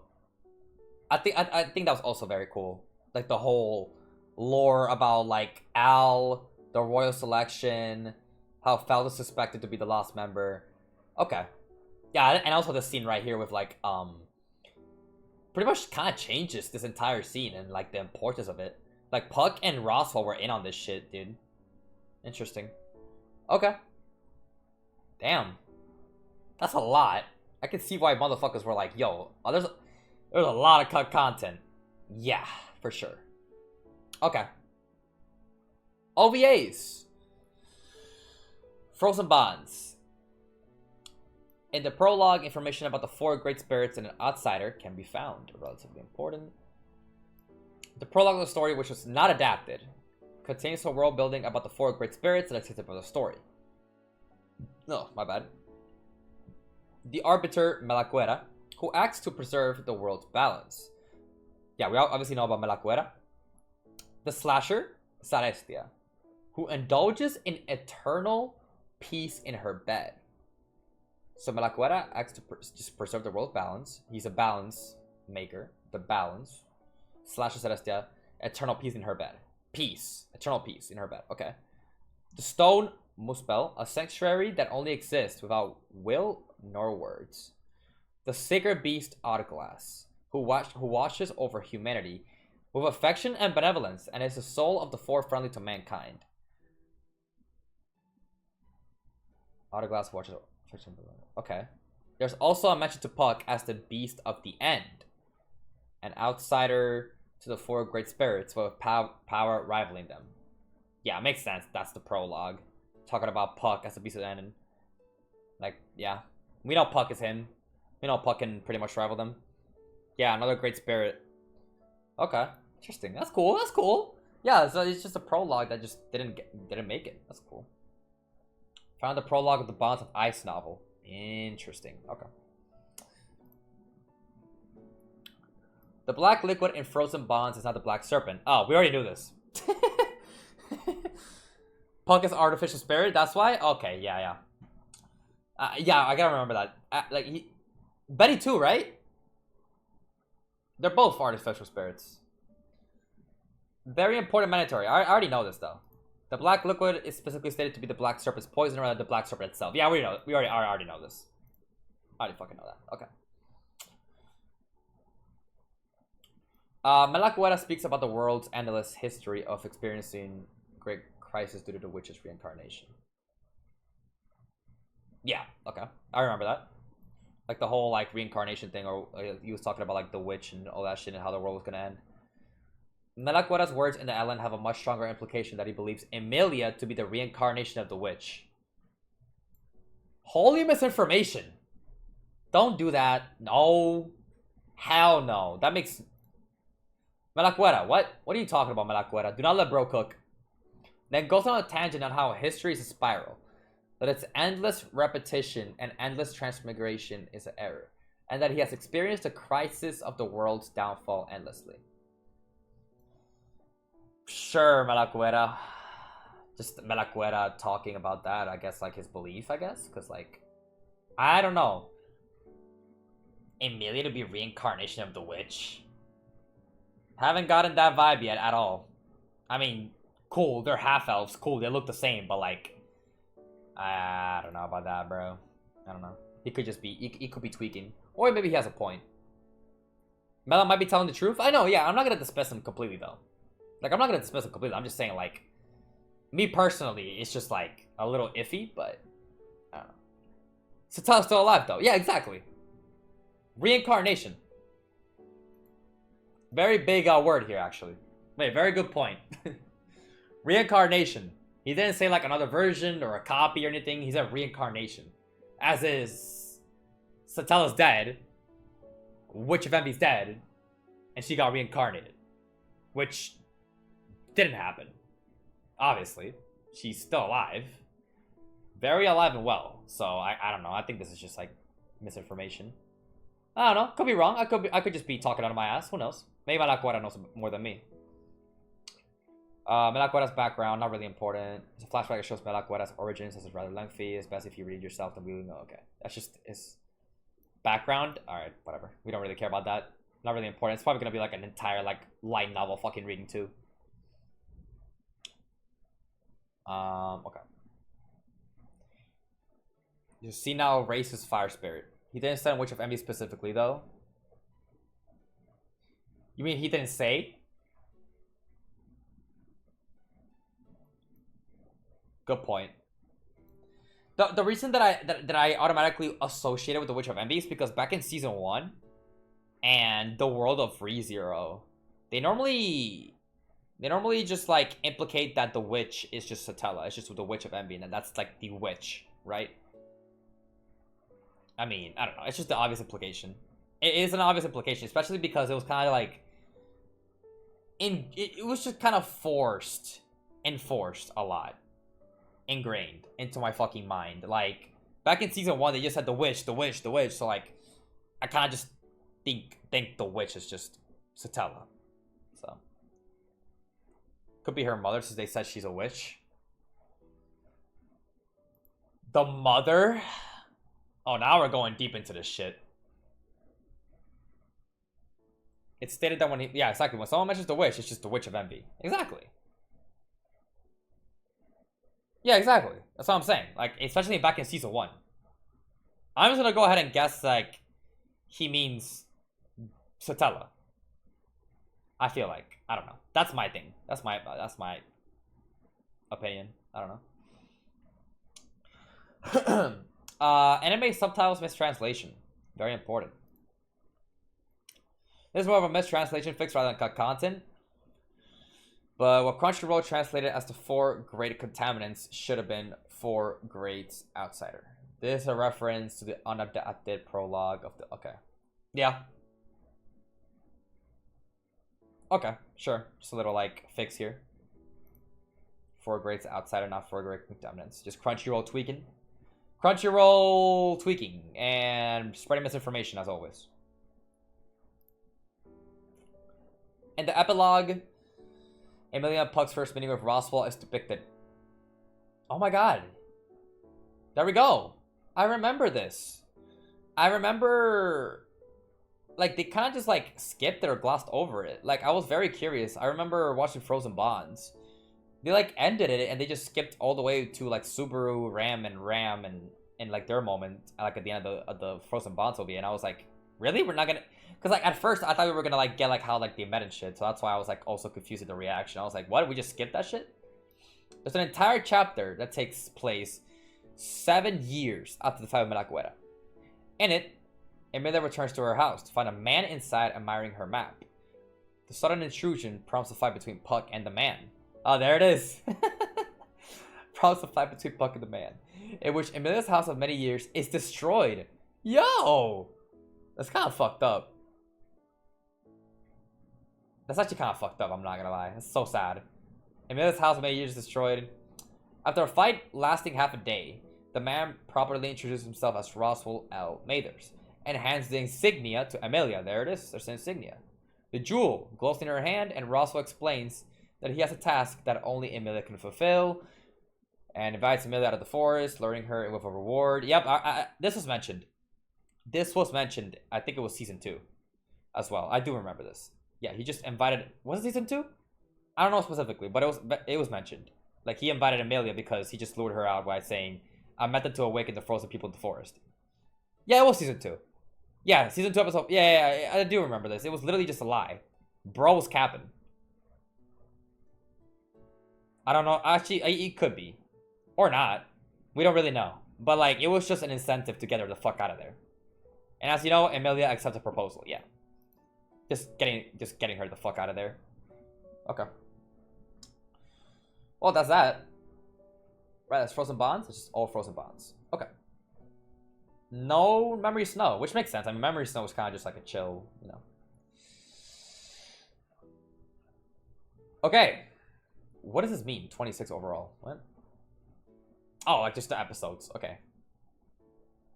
Well then. Season 2. Going to season 2. Yeah. I'm gonna see how long season 2 is. Oh.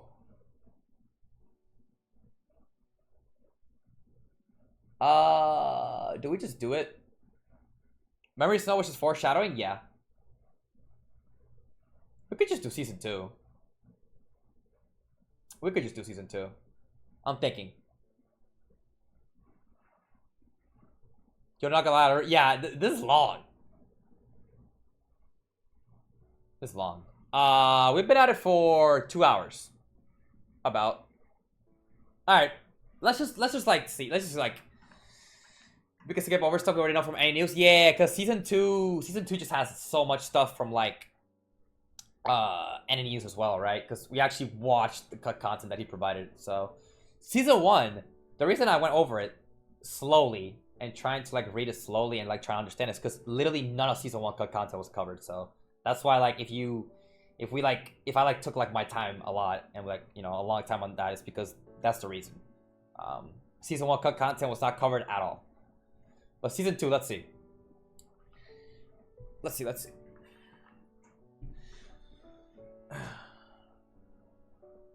We took a lot of time to comment on the video for season 2. Yeah. Low key, here's what I might do, y'all. Here's what I might do. I could like end it here, and then like later today, which is literally just tonight, right? When I normally stream at night, I could just do season 2. Like I could just like do that, cause like this is actually way longer than I thought. I'm not gonna lie. Cause like I don't want to also like keep reading and not really taking the information. I don't know. I'm starting to get like a little slower here. I don't know if y'all noticed. What do y'all think, man? I don't know. I could try keep going, but like I don't really know if I want to like keep forcing myself. It's a lot. I low-key want to like actually like take my time with this. But like even then, nah. You know what? Let's do it. You know what? Fuck it. Let's do it. We can just do it. I see some things here. that like aren't even that big of a deal, or like we already know. Okay, let's just see.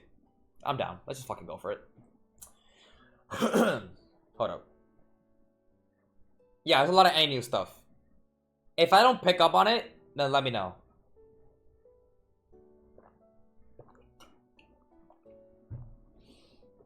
All right. Episode 1. Leia Regulus vs. Rem is an anime exclusive fight scene. Is it now? Is it actually? It's not really cut content, but the Leia Regulus vs. Rem fight displayed in the anime is anime exclusive. However, there is one aspect to the fight that breaks canon with a later reveal. Okay. In the novel, it was just Rem versus Lai. Regulus just washed. Got it. Interesting. That's pretty cool.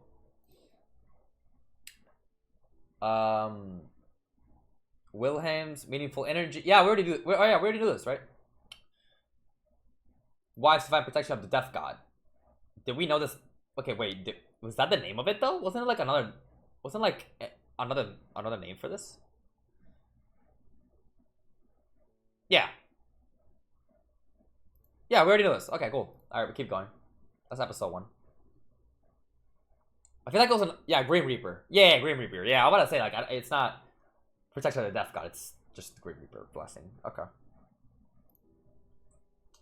The Piracy Crystal does not exist in the web novel. Very important. The Piracy Crystal does not exist at all in the web novel, so neither Garfield nor Frederica have a crystal. Really? That's so interesting. He just didn't have it. Why though? I mean, wait, no, it's just web novel. It's like the draft, so I guess like not in the okay. Interesting. Episode 3. Echidna states that Subaru's actions are out of schedule. Echidna mentions that Subaru seems to have leaped quite a bit ahead of schedule, and that he should be aware of far more about herself, the tomb, and the sanctuary. Okay. Subaru asks Echidna about the sin Archbishops. Subaru actually asks Echidna about the witch cult sin Archbishops, to which Echidna replies that she's not aware of the term. Well, I think I already kind of knew this. Subaru then concludes that since Echidna does not know about them, she would not know how to save Rem. Yeah, that makes sense. Yeah, she doesn't know about the Archbishops, obviously. This is like... I mean, it just makes sense. I'm not gonna lie. Yeah, that's what I'm saying. That's why it's like familiar, but like... it just makes sense, obviously, that Echidna doesn't know about like the present day terms. Okay.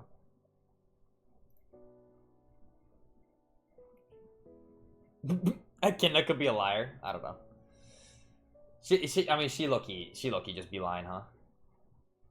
I don't know. Echidna just be like that.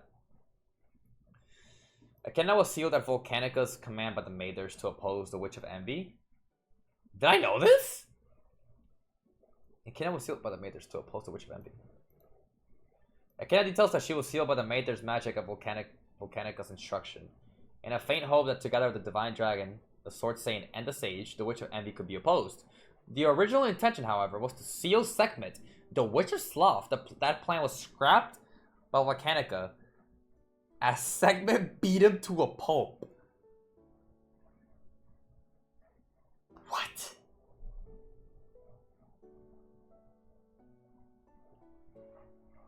Yeah. Interesting. The original intention was just to like, so like it was originally supposed to seal Sekhmet, but like obviously it was just fucking that shit got scrapped because Sekhmet it's just her. You just start beating motherfuckers up, or yeah. Okay, that makes sense. What are you talking about, Echidna? Echidna knows about Subaru's schedule, but not other things.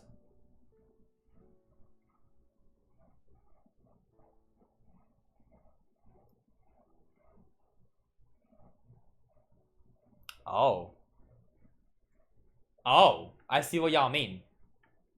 Are you just talking about like the Tomb of Wisdom shit? Is that what y'all talking about?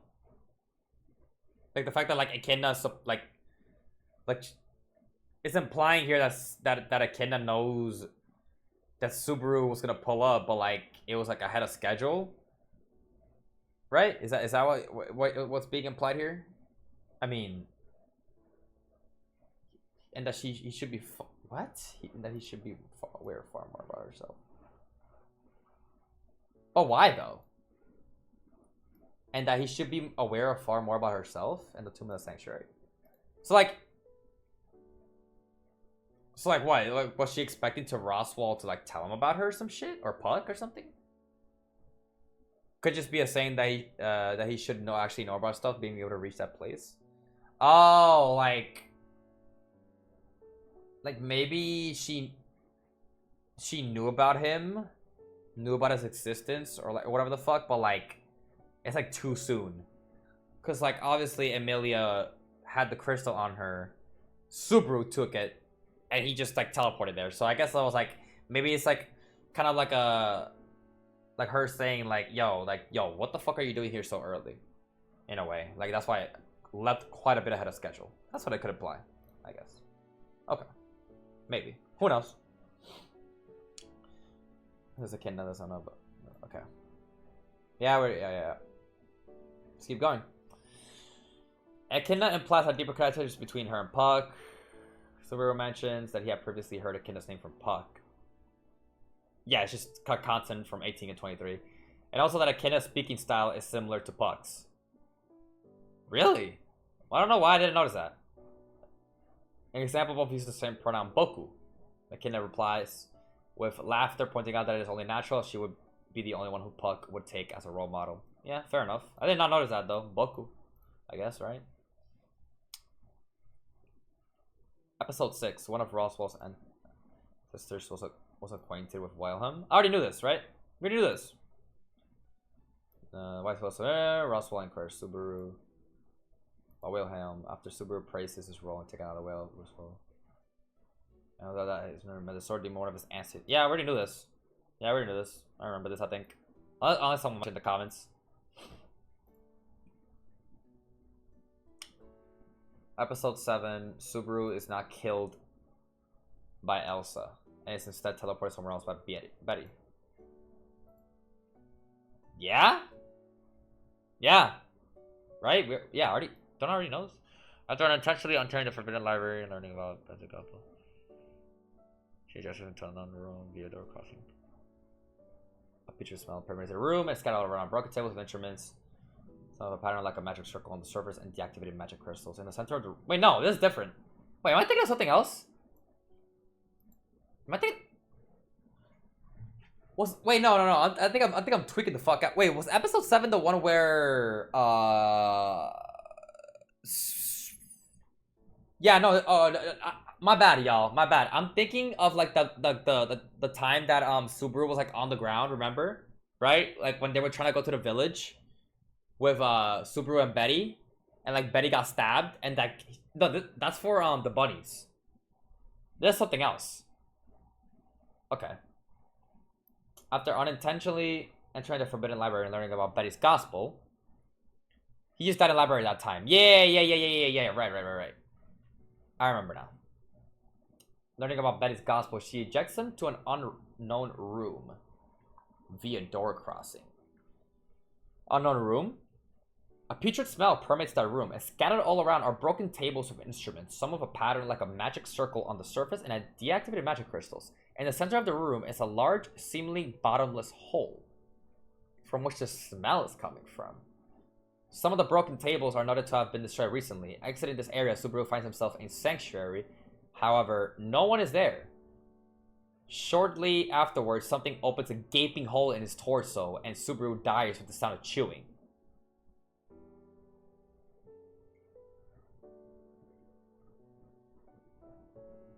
Yeah, the bunnies. Episode 7 where Betty has a gospel. Yeah, when Betty... What?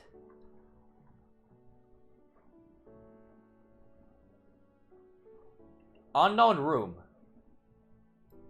Putrid smell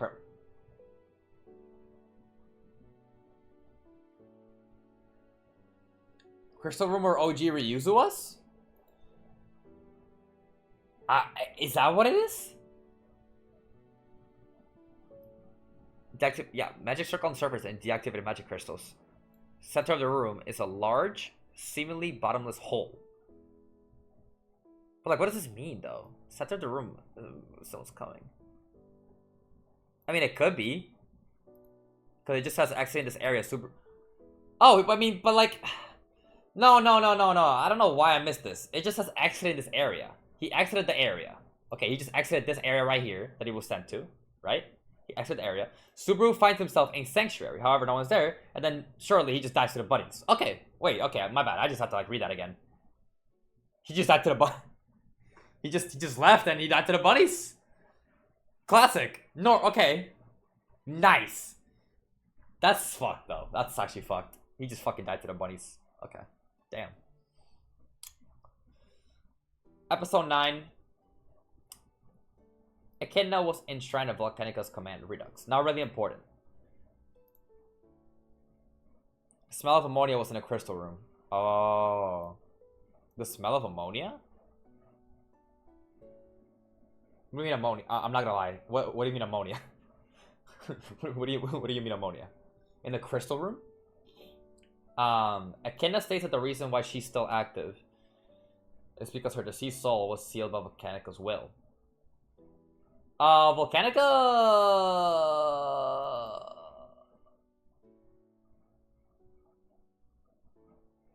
was like, what again? Dragon. Okay. The dragon.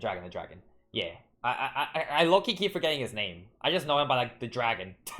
Low-key, I just know him by the dragon. Okay, Volcanica. I need to keep this in mind. Volcanica. Okay. Henceforth, her body died, but her soul did not, giving a low importance because this information already given in earlier content. Oh, well, yeah. Henceforth, her body died, but her soul did not. Yeah, okay, never mind. Yeah, we already knew this in a way, yeah. Okay, not this specific though. Seal of Volcanica's will, or yeah, we did. We literally just got told this. Never mind. I'm tweaking the fuck out. All right, we already knew this. That's why it's not important. Episode 10. The Ryuzu Crystal Room is where Subaru was teleported to earlier. Oh, well, there you go. The Ryuzu Crystal Room is where Subaru was teleported. There you fucking go. Teleported to earlier, and it's different earlier in the timeline. Following his own memories, Subaru arrives at the place Betty had teleported him to. Right. Yeah, exactly. There he finds that neither the building nor its interior are as destroyed as they were on the second loop. Furthermore, the Ryuzu Mayor crystal is in the exact place the bottomless hole was in the second loop. Huh. Wait.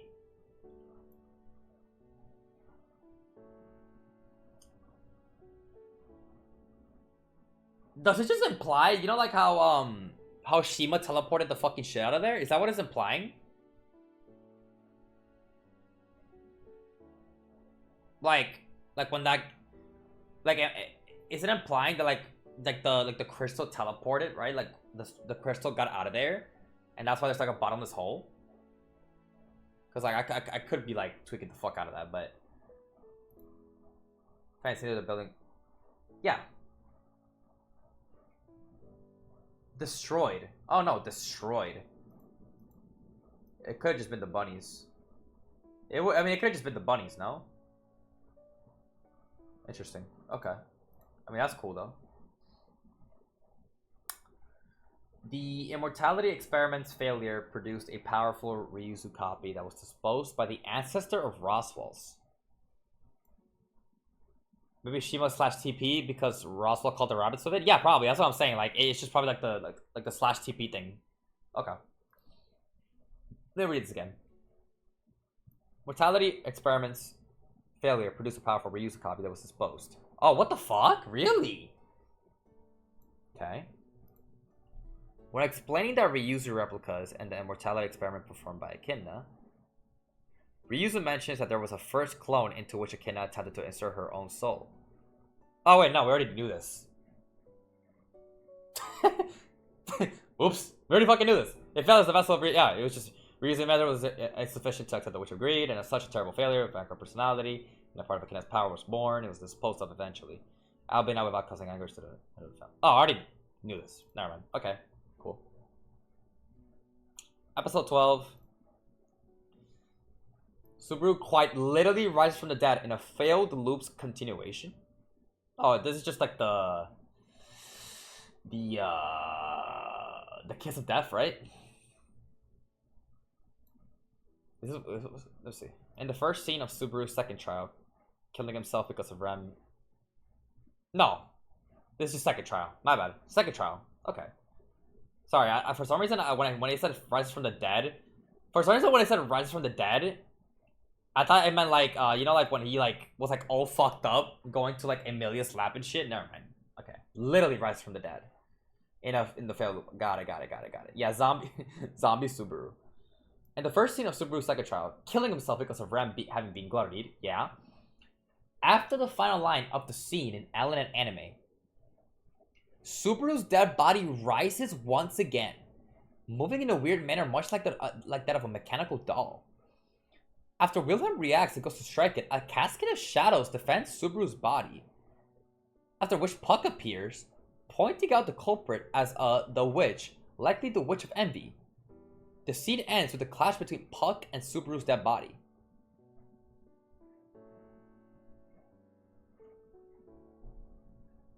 What?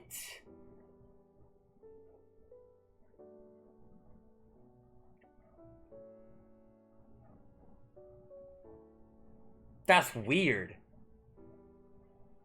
Cascade of shadows.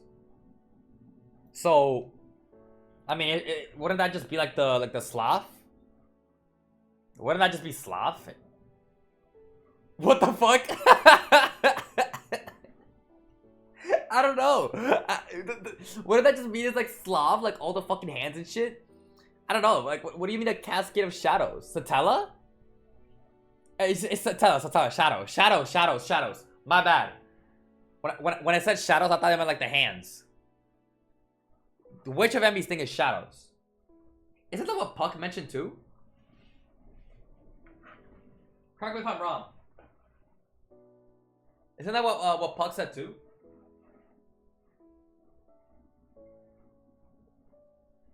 Like the whole like Witch of Envy shit. Like he said like something about like in episode 17, 18 of season 1, he mentioned the shadows, right? Like the it was like 2,000 shadows or some shit, right? Is that what he was talking about? Right, good point. His sloth witch factor wasn't activated yet since he had to drink Echidna's tea. Yeah, my bad. They do look similar though, so it makes sense to mix them up. They look the same but have different source. Yeah. Okay, that's why I got it mixed up.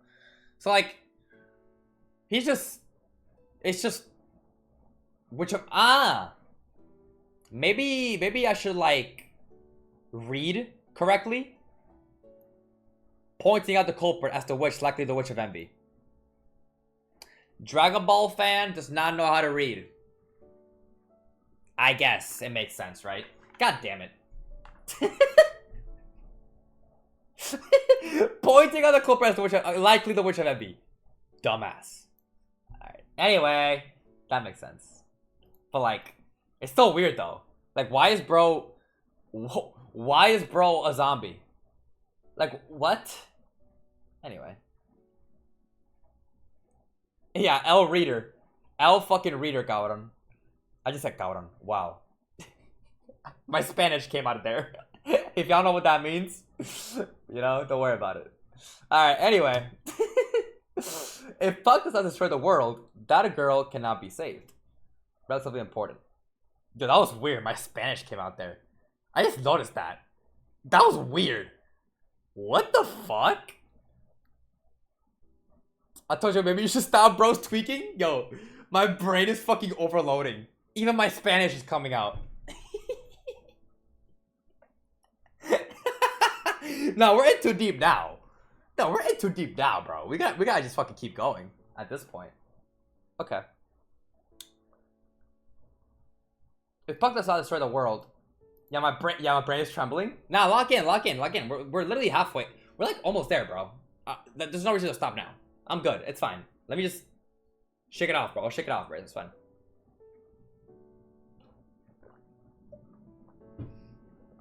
Don't worry. I'm locked the fuck in. It's just like, for some reason, I kind of just like glossed over this for some fucking reason. Low key, that's like slap in the face. If Puck does not destroy the world, that girl cannot be saved. In Subaru's second trial scene where Puck faces Reinhard, yeah. After Puck explains his motivations for attempting to destroy the world, Reinhardt inquires as to confirm it. I think that was already mentioned. So that already mentioned? I swear that was already mentioned. And Puck replies that if he does not do that, that girl cannot be saved. Whether this means Emilia... Oh! Whether this means Emilia or someone else is unclear, though. But, like, why would it not be Emilia? Like, why would it not be Emilia, though? Like, what? It's just fucking Emilia. I don't know. Puck and Emilia's contract breaks. Puck's memories return, and Puck implies that he used to be humanoid privileged. What?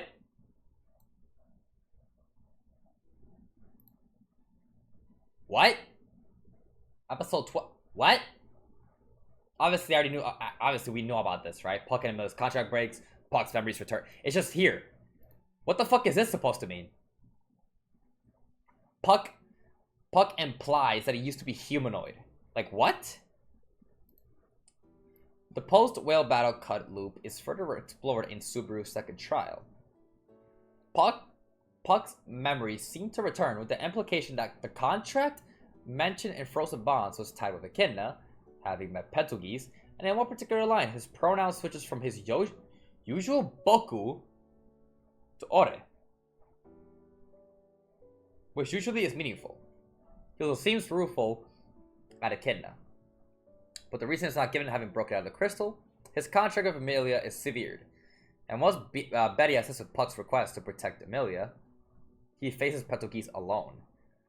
After some quips, Petelgeuse mentions that for a spirit, Puck is quite human-like in demeanor. To which Puck replies that despite his appearance, his limbs used to be longer and his face more handsome?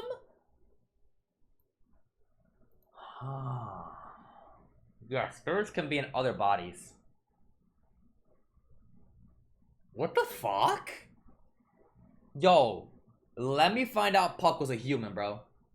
Or in a human. That is so random. Used to be humanoid? That'd be fucking wild. What kind of fucking shit is that? And, yeah, good point. I don't know how Puck destroying the world will save Emilia. So, you know what? Maybe you did cook me there. Like, I'm just saying, like, the implication would be Emilia. But maybe not. Could be like Betty before? Maybe. I don't know. That's pretty interesting to think about, though. This motherfucker could be a fucking human, bro. Could have been a human. What the fuck? Yo, that's cursed. I'd rather not think about that. That's just cursed. Episode 13. Oh, yeah. I know. I remember this one. I fucking love that episode. Satella and the Witch and Envy are not... Oh, we already know this. We already know this. Two separate entities. Personality that arose one Satella. The own capital with... Yep, yeah. We took up the Envy, which are factors. Yeah, we know this. All the witches except Echidna only hit the Witch of Envy and like Satella. Yeah. Echidna is the sole exception. Hating both Satella and the Witch of Envy. This hater, man. This is so funny to me, man. Echidna's such a fucking okay. But, like, why, though? Why Satella? Why does she hate Satella? This girl, man. Is she just not like half-elves? Is this girl racist? She doesn't like half-elves. Human Puck is just a furry. I'd rather not think about that. That is cursed, bro. Okay. Jesus. Witch of Envy's bad, but Satella was the one who did the bad things? Whoa. Okay. A couple of details on the Satella Witch of Envy's split personality affair. First, Echidna says the witch factor was forcibly inserted into Satella, who was not compatible. I think we know this already. Which lead to the Witch of Envy personal's appearance. Second, although the witches like Satella and hate... Oh, okay. Although the witches like Satella and hate the Witch of Envy, it was a Satella personality that killed all the witches and consumed half the world. Okay, so pretty much saying like, yeah, Witch of Envy has to be like, it's like a part of it, right? But her personality, the Satella personality, how she was, is what caused them to die. That killed all of them and consumed half the world because of how she is, how she was. Interesting. Well, I think we kind of semi knew this with the whole like different personality stuff, right? The witch factor was forcibly inserted, and that like it was not compatible. We didn't know these things though, so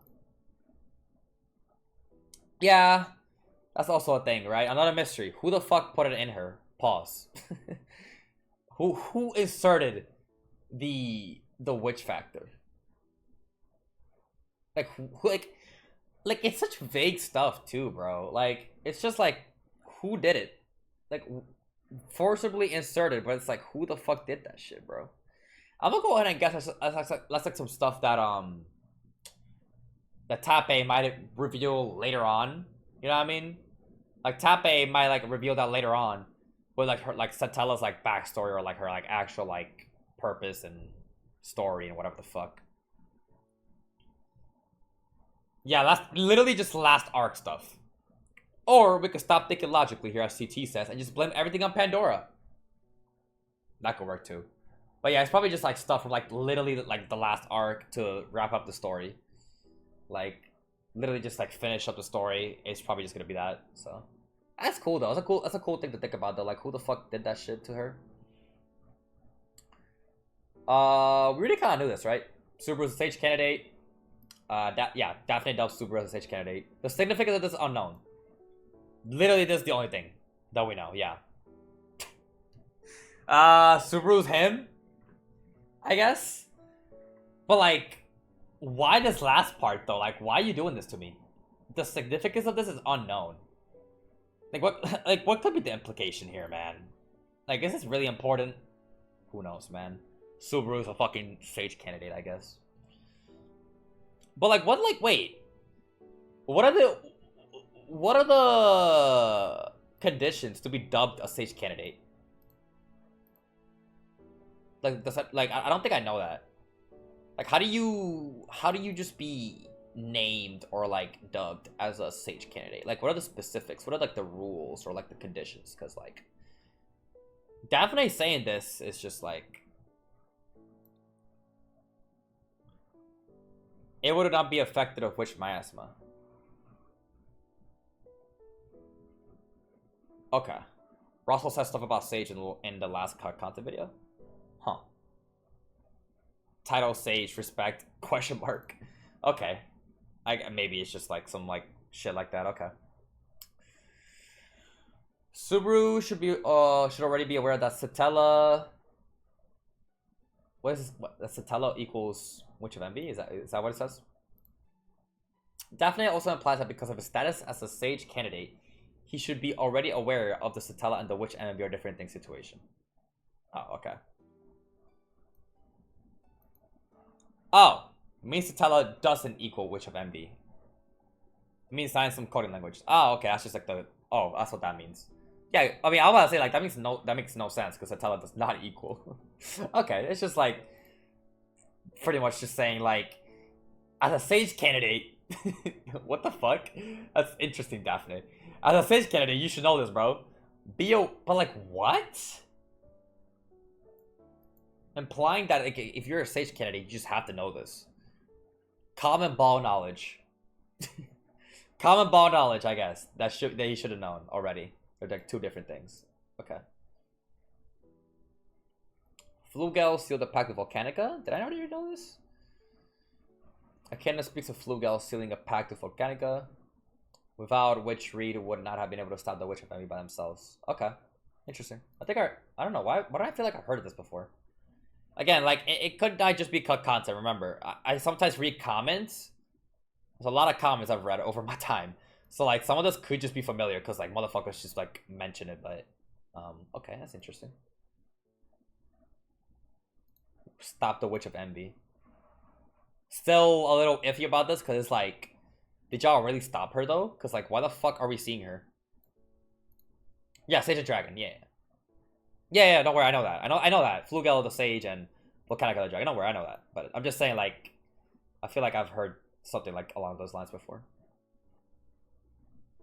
Here we go. Heroes read? Very good point. Okay. Reed mentioned by Garth. Oh my god, yeah, he was.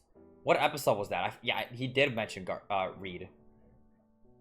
Hero is Reed. I low-key, these names low-key just like fly past me because like I just know Dragon, Sword Saint, Hero, and then Sage. Like that's all I know, right? So like Reed is just the hero. Okay. That's cool. But the main thing, right? The main thing. The whole seal thing of Witch of Envy, because like it says stop the Witch of Envy by themselves, like stop Witch of Envy. She's not stopped. Where is she stopped at?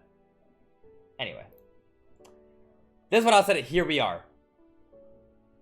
That's what I said. Here we are. Minerva has a connection with the elves. Again, remember how I was going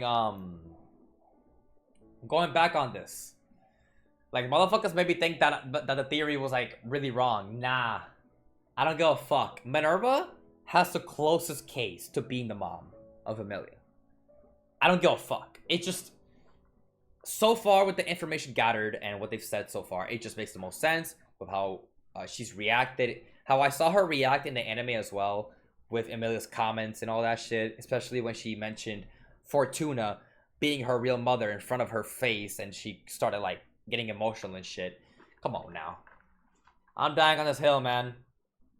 And yeah, that's something I gotta keep in mind. Not only is he a sword saint, the first one. Minerva has a connection with the elves. It is implied that Minerva lent aid to a group of elves in a location called the Boreal Plains. The significance of this is unknown. I'm gonna go ahead and actually take this significance as very, very obvious. Maybe not, okay. Maybe not actually, like, confirmed, but you know what I mean? Like, knows about Fortuna, and maybe, who knows, met the dad? Like, met the dad, and that's how they had Emilia? I don't know. Check the map about the place. World map check. Oh, actually.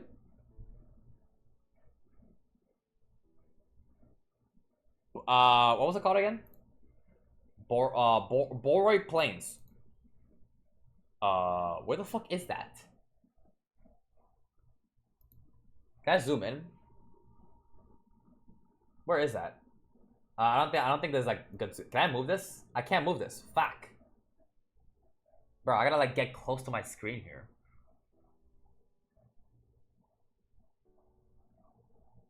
Do y'all see it? Am I looking in the wrong place? Holy shit, where the fuck is that?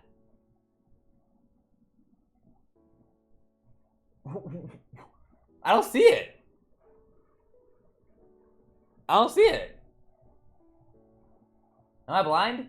I mean, I do have glasses, so that could just mean that I'm fucking blind. I can't move this. This is so annoying.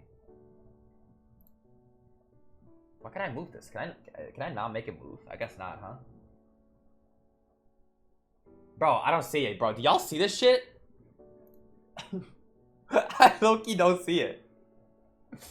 I low-key do not see that shit. Like, I don't know what the Boreal Plains is, bro. Like, I don't... Yeah, I don't see it either, bro. I don't... Like, okay. Here's Elliot Forest.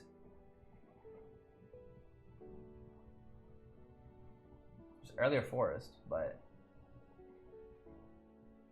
I don't see it, bro. There's Cromaldi. Yeah, there's like the Lagunica shit, but... This was like the Elliot Forest shit right here. Gina Mountains, Orcos Domain. Yeah, I don't really see it, bro. Maybe it's just not actually on the map. Alright, well, GG's. Unless I'm blind. Fucking GG's, bro.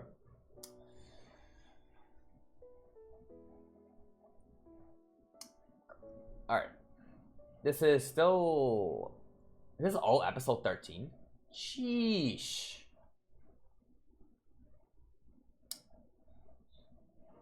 The manner of death of the witches is given. Okay. Minerva died of insanity in a trap.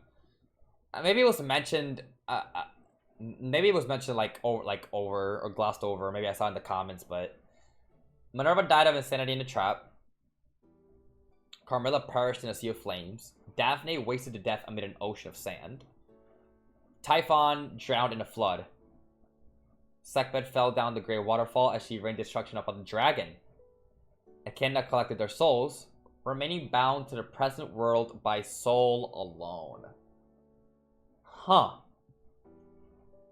Interesting. Minerva died of insanity? Yeah, I was about to say, when it said, like, ocean of sand, it's just, like, wait. Is it talking about this, right? The sand dunes? Right here? And then over here, she died. Sekhmet fell down the great waterfall. Rain destruction upon the dragon.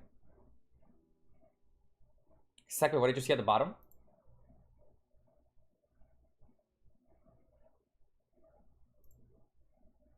Very good question.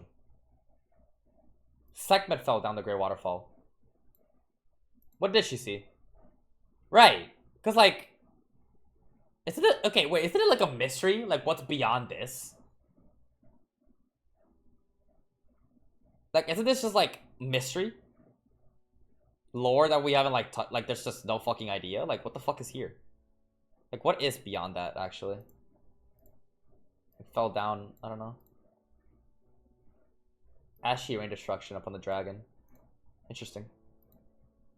I guess we won't fucking know. But she did fall down it, so like, yeah.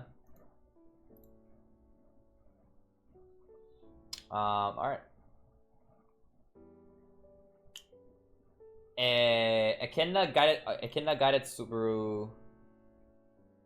And Minerva was trapped somewhere and went insane? It's like, yeah.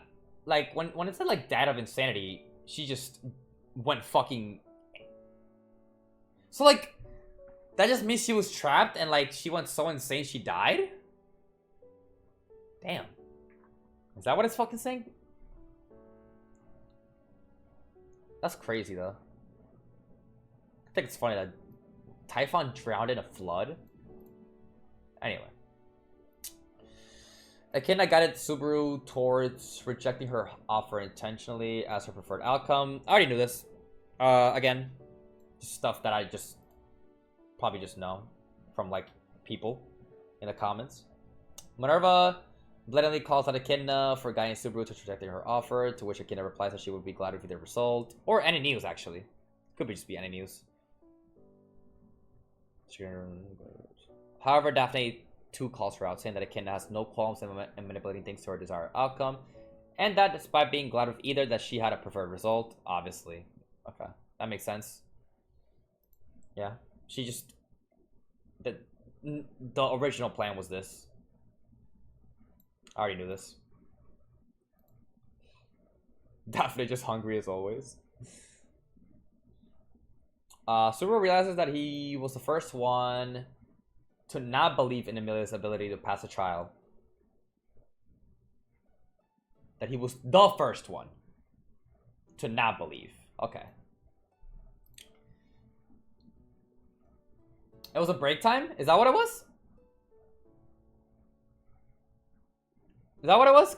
Because, like, low-key, listen, because, like, again, I know the information. It's just, like, it gets mixed up where I get it. Like, I don't know if I got it from any news. I don't know if I got it from break time or the comment section, but it's not that big of a deal. Like, if I get it mixed up, it's not a big of a deal. It just matters that I have it in my head, you know? Hey, if I have the information, it doesn't really matter too much exactly where it came from, but it's still nice to know where I fucking got it, because, like, how the fuck do I know this, you know? Okay. There's a short talk between Emilia and Subaru after the latter has gotten his qualifications revoked by Echidna. Isn't this from... There was a scene. There was a scene that was cut out, right? Is this it? The one that Annie News mentioned? The short talk between that I was going to... And then Subaru attempts once again to be straightforward and reveals his intention to shield Emilia from pain by taking the trials in her stead. But Emilia rejects it hotly, arguing that she too needs to do something rather than have Subaru do everything in her stead. Making Subaru realize that he had been the first person to not believe her ability to pass the trial. Okay. Well, there you go. Yeah, this is just any... Okay, I was about to say, yeah, this is just any new shit. That was a long one. Dude, all that was episode 13, by the way. What the fuck? Dude, what the fuck is... Yo, episode 13 had a lot of shit. Cut. Okay. Episode 16. Consequences of the non-existence of the part. Okay, it's not really important. It's just like the fact that it didn't exist originally. As a part of the crystal that exists in the novel, Garfield, Frederica's mother, does not pass down the... Yeah, obviously. They don't have it, so Frederica's mother naturally does not pass it down. Okay. Petelgeuse was deemed unqualified to possess the witch factor by the witch factor itself. I think I already read this, but... Regulus and Pandora... This is our third loop, man. Both remark that Petelgeuse is unqualified to take the witch factor in the box, with Regulus pointing out that it was not up to Petelgeuse, but that the thing... has decided that Petelgeuse admits that he's not compatible, and he was holding on to what was entrusted to him. Yeah, Cavius already knew this.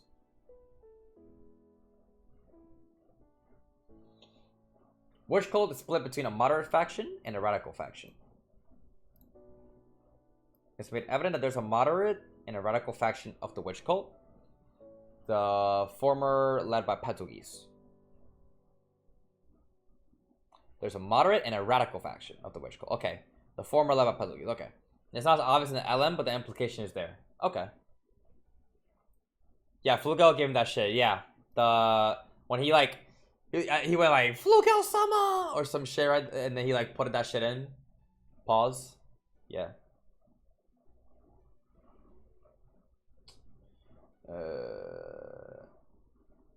Regulus is the head of the radical faction of the witch cult. Interesting. It is stated by one of Petelgeuse's fingers that Regulus is the head of the radical faction of the witch cult. Ah, cool, I guess. Cool little fact there, I guess. There's more Regulars, huh? There's more Regulars lore. Episode 19. Pandora had requested the spirits to lead... Oh, I already know this. Yeah, we already know this.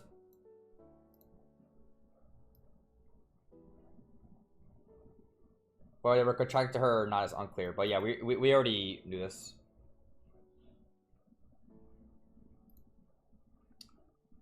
Yep, here we go. Echidna speaks a little about Emilia's mother. Actually, we already knew this. In this detail, I don't know, but Echidna mentions knowing Emilia's mother, implying that she was pushy, complacent, hubristic, egotistic, and hypocritical. And she had a sort of jealousy. Jealousy? See what that means? Jealousy witch? Anyway. This described as, why is it always you? By Echidna. The original wording in Japanese is not very clear. Cool. Just more vague shit on the whole, like, mom thing, bro. That's so annoying. I really just want to know, bro. I just want to fucking know. Like, and obviously we already know about the hatred and the whole, like... Exactly. It just has to be Minerva. There's no shot it's not Minerva, alright? With everything that's been given to us, it just leads to the same thing, bro. It's fucking Minerva. Duh. No way it's not, bro. If I get proved wrong somehow, I'd actually be shocked.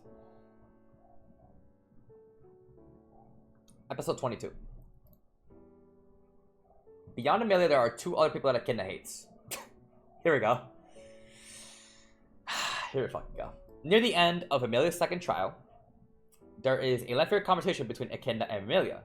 But the former mentions that, that other than Amelia, there are only 2 people in the world with whom she interacts spitefully.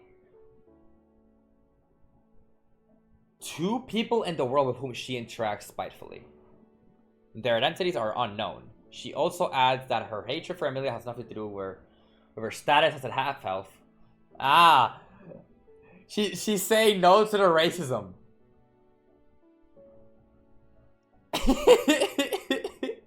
She's pretty much saying, hey, I'm not racist.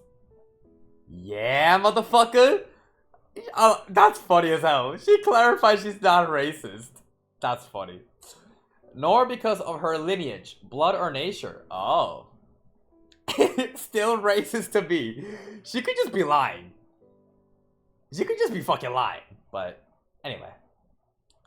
However, she hesitates for a moment, saying that it may not be strictly correct. Bruh. Bruh. She's a fucking racist. Yo, you're just fucking lying, bruh. Yo, stop, bro. She's a fucking liar. She just has to be. She's a fucking liar, bro. I hate this girl, man. This girl, bro. I don't trust her. Amelia had never looked at her own reflection for fear of her own looks. We already know this. It's made clear that Amelia rejected looking at herself in the mirror, or yep. Because of her appearance after waking up from the ice, probably because in her consciousness she had grown from a child to an adult in a flash. In fact, to protect her, one of the clauses in the contract she had with Puck was like, oh no, we knew that she. No, not this specifically. We knew that she rejected looking at herself in the mirror. Obviously, yeah, because of her appearance after waking up. But it's this last part right here. In fact, to protect her, one of the clauses in the contract she had with Puck was that she would not look at her own reflection. My bad. I don't think I knew this. That it was like one of the clauses in the contract. I don't think I knew this, actually. Or I forgot. That's cool. Interesting.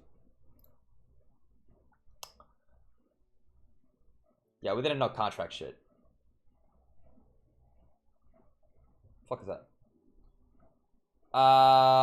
Meili and Elsa mentioned their boss. We already know this. Mama, yeah, just talk about Mama, who seems to be their boss. Yeah, we already know that. There's more to the third trial than shown in the anime.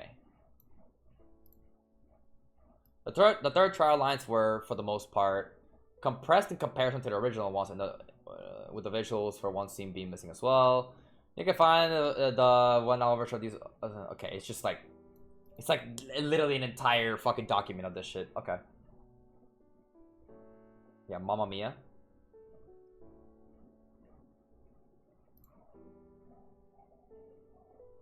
One of the third trial lines was changed to the LN in anime, in comparison to the web novel. Okay. Instead of, you have bent your knees before irresistible despair, and you have lost even your sword. Sword. You've lost even your sword. Third trial. Future. Right? This is when everyone was saying their lines and shit. You have lost even your sword. It's not right hard, right? No shot. Just what it is you still cling to. Although this person is likely referring to themselves and not a second person. It was said by Wilhelm? Damn, you remember that shit. Oh, I forgot about that. This is Wilhelm. Because, like, obviously I did remember, no, it was Julius? Oh, fuck. Because I remember Eddie News mentioning it. It's just, like, it was so fast. He was like, this person said this person said that, or something like that. Like, it was, like, really quick. Wilhelm was about the sword thief. Okay. This is Julius' voice. Okay. Alright, I see. This person is like referring to themselves, not a second person. And instead of, if I bend my knee and lose my and lose my sword, what is left for me? As translated by Crunchyroll and the anime subtitles. And the web novel, the line was, there are feelings which... Oh, wow. Wait, this is different. The line was, there are feelings which must not be spoken, thus to satisfy you now that they've come to light. I mean, again, this is like very vague.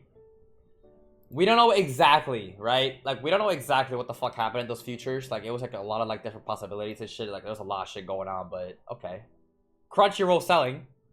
Once again, by the way. Crunchyroll just selling, of course. What's new, right? ReZero and Crunchyroll selling. Just go together so much, bro.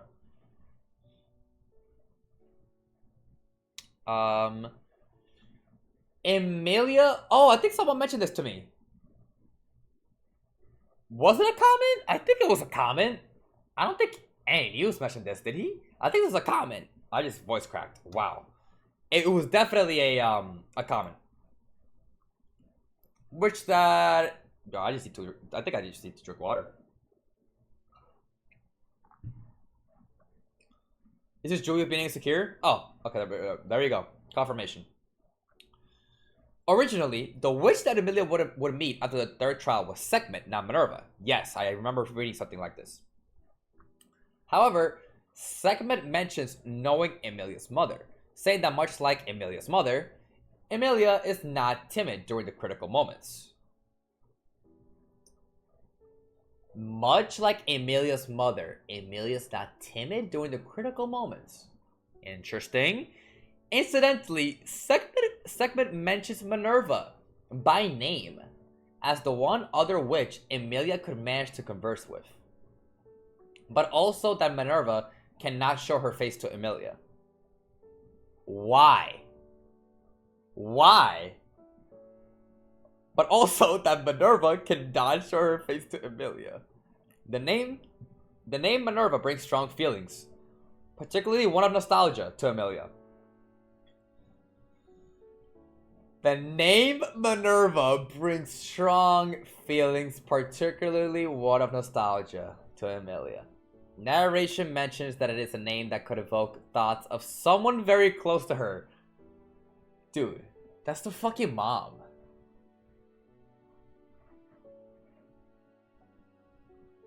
That's a mom.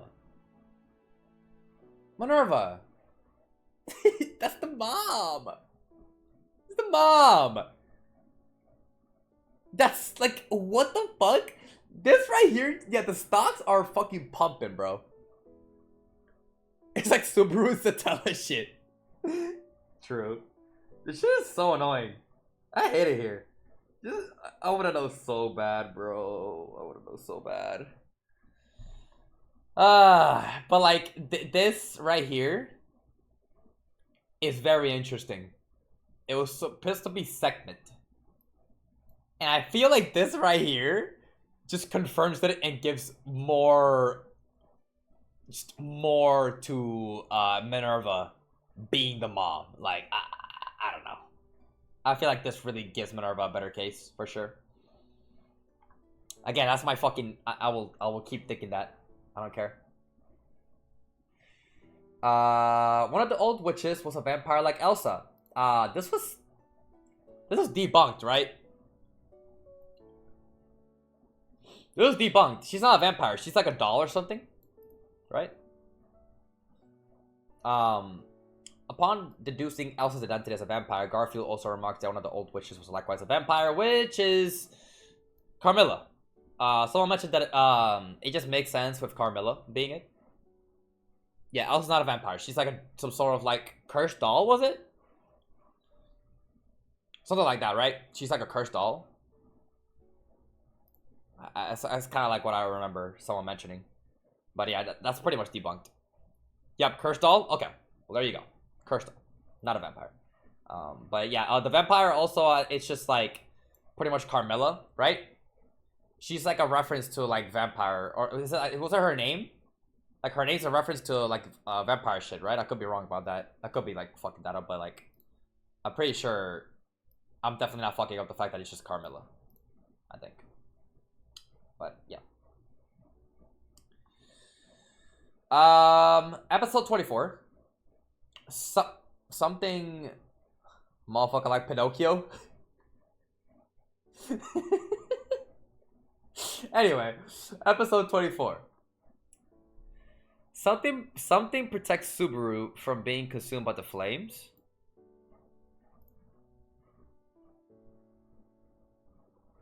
Oh, this was mentioned, I think. Wait, am I tweaking? After being rejected by Betty and sent back to the entrance of the mansion, Subaru rushes back into the mansion. He feels something wrong, screaming inside him, yet not being able to focus on it because of the pain of the burns.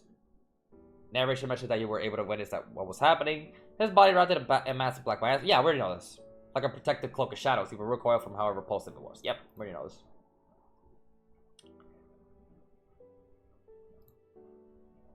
Elsa died incinerated, not crushed by the witch beast's body. Not really important.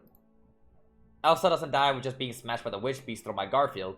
She actually manages to regenerate and live on as a shadowy ghoul. Oh, yeah, this is just like the... Is that what Aninu said, but like... Low key? I think maybe I like this more though. Like the way they're explaining it here. Like... She actually manages to regenerate and live on as a shadowy ghoul with nothing but murderous intent. She dies for real only after chasing Subaru to the escape corridor. Yep, opening the same door through which Subaru was teleported to the Forbidden Library, creating a backdraft. Yep, and being reduced to ashes by the subsequent fire explosion. Yep, we know that. We know that. Episode 25, the last episode. Alright.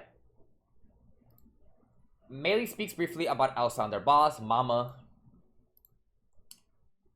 Melee, having been captured, mentions that Elsa couldn't survive the fire. Plus that if she returned, this kingpin named Mama would scold her. Yep. This fucking kingpin named Mama. Yeah. I mean, yeah, the editing content for any news was way better though, for sure. Obviously. Duh. But I'm just saying, like, I kind of like the way they narrated here too. Because it just kind of... I guess, like, I don't know. The way they, like, explain it too is, like, in detail as well. But... the narration is probably what I'm talking about here. Okay. Odd Lagna. One of the key mechanics of the world is theorized in universe to be bestowing divine protections and controlling people's use of magic. Roswaal explains to Subaru, one of the key mechanics of the world, Odd Lagna, a stockpile of mana at the core of the world. Roswaal explains that people who tested different approaches and methods to the use of mana, such that it would reach new heights of magic and rewrite the very practice's history, would witness Odd Lagna. A mass of power. Wow. Y'all see my voice cracking? That's how much I've been reading. A mass of power much vaster than the mana they had manipulated before, and get their mind broken. Roswaal implies that his goal of resurrecting Echidna would normally result in the same thing, but he knows of a way to reunite with Echidna without displeasing Odd Lagna. Interesting. Stockpile of men at the core of the world. Okay. Wow. Basically the number one Reinhardt glaze. Okay. Interesting. The man that I'm gonna put it for and get their mind broken. Okay. Alright. He also mentions, as in World Theory, that Odd Lagna is a consciousness ruling over everything in the world. And that it bestows divine protections upon people. Roswaal also mentions that it would be likely that Subaru's manner of redoing things could potentially displease Odd Lagna. Interesting. In World Theory. Consciousness that rules over everything in the world. I think this is the craziest thing right here, though. What? Motherfucker, it bestows the divine protections upon people? Let me find out. This is the reason, bro. Okay. That's kind of funny, though, at the end. Subaru's manner of doing this could potentially displease him, though. Okay. That's not really, okay, that's not really important, but I think this is a really cool fact. What? What about Pandora? She rewrites reality? True. That's true. Maybe he doesn't like that either. The reuse of Mayor Crystal is gone in the final loop, which has some implications. This is what I think it is. Technically, this also occurs in light novel and anime both, but given that the crystal disappearing is shown to the reader/watcher, it's not as fresh as a mystery. In the web novel, however, the crystal's disappearance seems to hold some significance when Subaru and Betty go to visit the crystal and the original using Mayor therein contained. They find the crystal gone with the same bottomless hole from the second loop in its stead. Subaru is left wondering about the culprit. Deciding that they have been waiting for the barrier to be broken. Before using the passage the hole provided and nabbing the crystal. Huh. Interesting.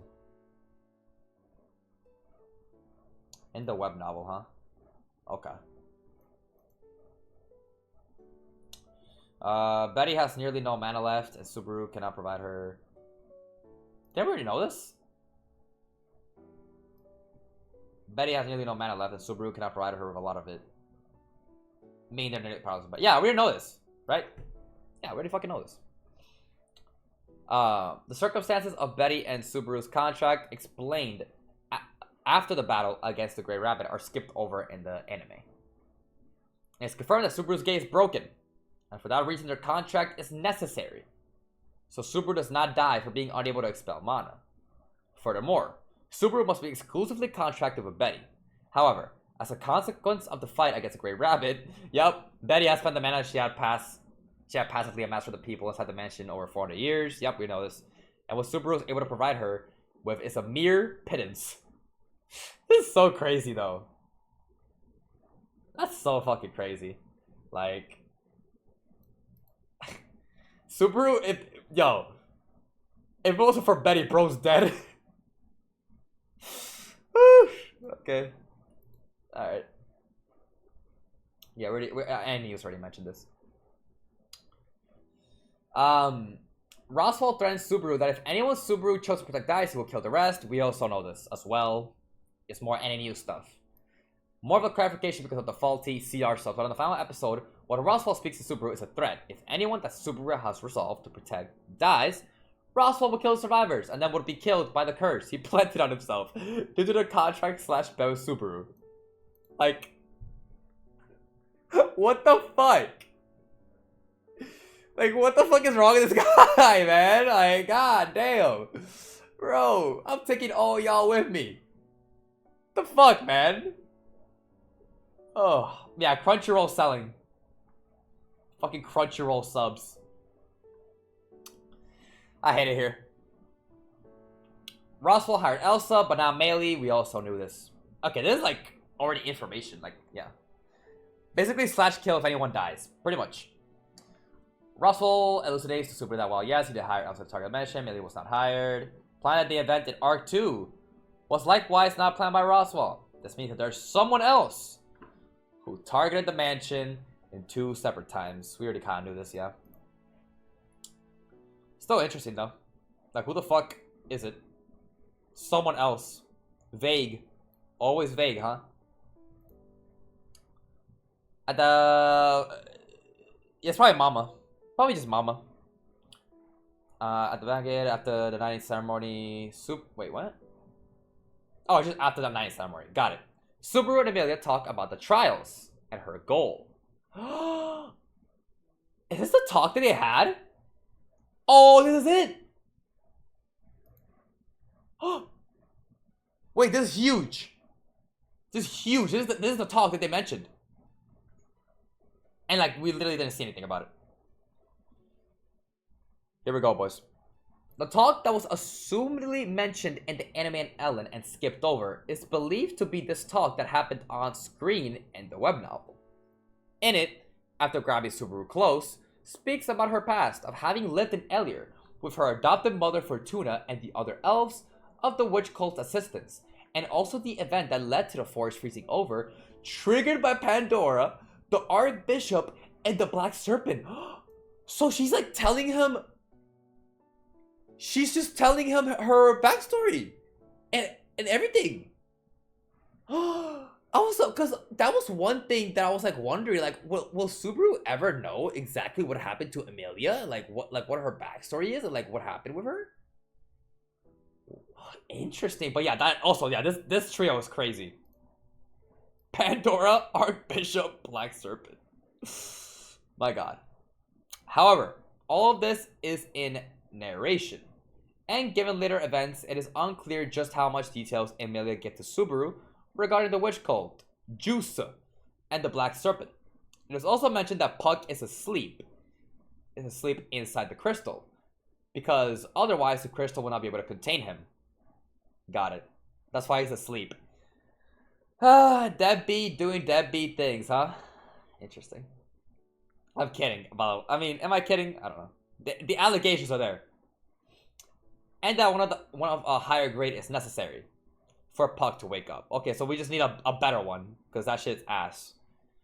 Yeah, Emilia did not call Subaru at night for, you know. I mean, we knew this. It's Emilia. If it was any other girl, we know what time it was. But no, obviously not. Obviously not. Moving on to Roswaal's appearance.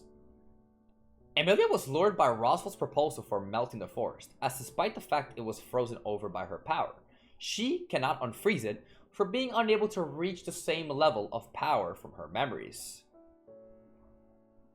She cannot unfreeze it for being unable to reach the same level of power from her... Oh, yeah, obviously, yeah. And Roswaal's proposal was to use the miracle-performing blood of the dragon. Oh. So, is this just confirmation that he technically wasn't really lying?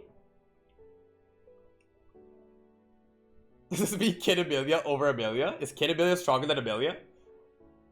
That'd be crazy. Yeah. So, this kind of just confirms that, like, Roswaal wasn't technically lying, I guess. The miracle performing blood of the dragon. Subaru is confused that it means killing the dragon Volcanica. It means killing the, which would mean releasing Satella's seal. But Emilia corrects him that only one drop of blood is needed. Oh.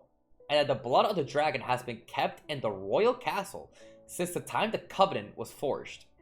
This is yet another reason as to why Emilia feels her motivation is selfish. Yeah, we don't know the miracle. Miracle performing blood of the dragon. What a miracle. He could, like, again, what I mean by not lying is like that he wasn't fully in the dark. Like, he wasn't just like saying like, oh, I'll help you out, and just like blindly said it with like nothing in mind. You know what I mean? But obviously this still could be a lie in the sense of like, what miracle are we talking? How specific are we talking? Like, what miracle does it do? I don't know. But interesting that that's a thing. Could be a fucked up miracle. Can we drop it on Rem to perform a miracle and wake her up? See, now that's cooking. We dropped that shit on Rem. But like, I don't think they're doing that though. Unless it's like foreshadowing. This could be foreshadowing, y'all. Like, what if like, instead... What if instead it's not even just like about like unfreezing the forest, and it's used to like get Rem back? That's the only thing I could think of, bro. But I don't know, because miracle performing, I mean, miracle performing is very vague. It could mean anything. Maybe just shoot a bunch of goals at the forest and hope it doesn't burn the forest down to unfreeze it. Yep, and this is why everything would go wrong. What are we talking about, man? But that's gonna take long since the royal selection is going for 3 years. True. I don't know then. I don't know, bro. It's very vague. Again, a lot of answers and then a lot of questions. You get your answers and then you get more questions, bro. Who knows? Ryu's like, yo, who knows, man? Like, that ass though. Like, who knows, bro? Like, who the fuck? Whatever. That's just ReZero for you. And, yeah, man. Fraud clown can't control its heat amount. That's funny. Last one. The Advent, an extra scene after the knighting. There's a scene that should have been adapted after the knighting ceremony and the final episode.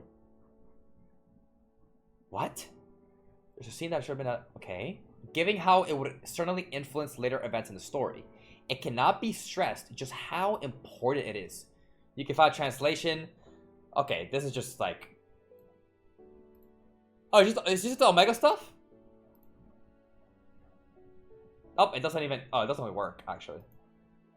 It's just Omega stuff? Okay. It's just the Omega stuff. Alright, cool. Well... That... Yep, this is just... Oh, let's not go down there. That's season 3. Alright. That's it, boys.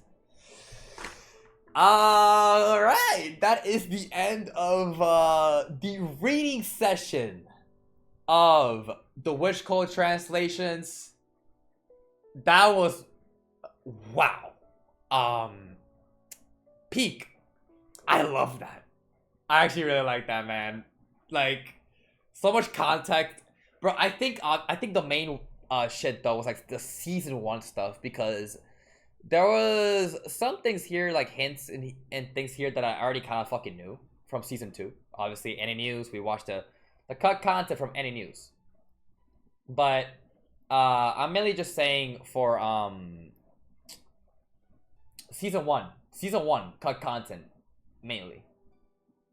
Episode 13 season 2 cut content was wild though. There was a lot of stuff here, man.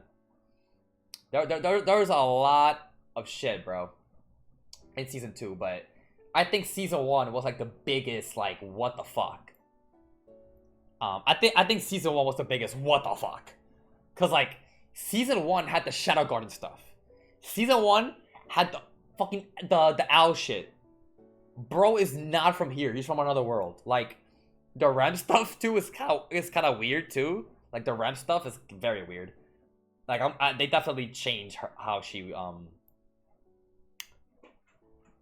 definitely changed how she was in the anime compared to a light novel or like web novel.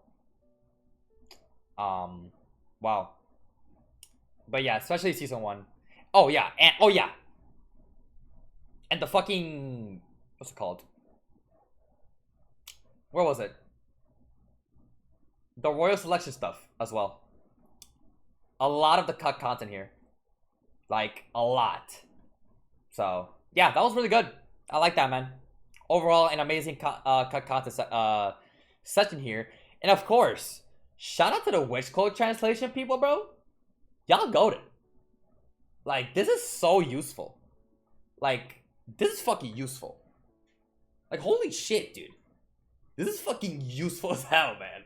Like, this is such a like a very open and like such an easy, like, surefire way of just like getting like all the content that you just like missed so easily. Just read it, Lamau. Predictions for the next season. How many times do I think Subaru's gonna die? Predictions. First things first. General predictions. Archbishops. We're gonna fight some archbishops. We're gonna fight them. People said this season action focused. We're gonna fight some archbishops. Pretty simple, pretty straightforward. Now, which ones? I don't know. Regulus did seem to be talked about a lot. So, like, he's very important. I don't know how soon we're gonna encounter him. It could be season 3 stuff. What else? The archbishops that we haven't met yet. We've met every single witch. We know about every single witch, especially from season 2, right? In season 2, we saw every witch. Season 3, we see every archbishop. Except Pride. We don't know where Pride is. So I guess archbishop fighting. And, Subaru's deaths?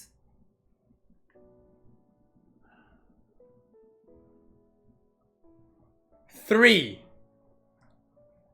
Is that lowballing? I don't know. Would he die more? Or even less? Would Subaru die less? Would Subaru get better with his return by death? I feel like 3 is a nice number though. Yeah, don't don't answer the questions. I think 3 is a nice number.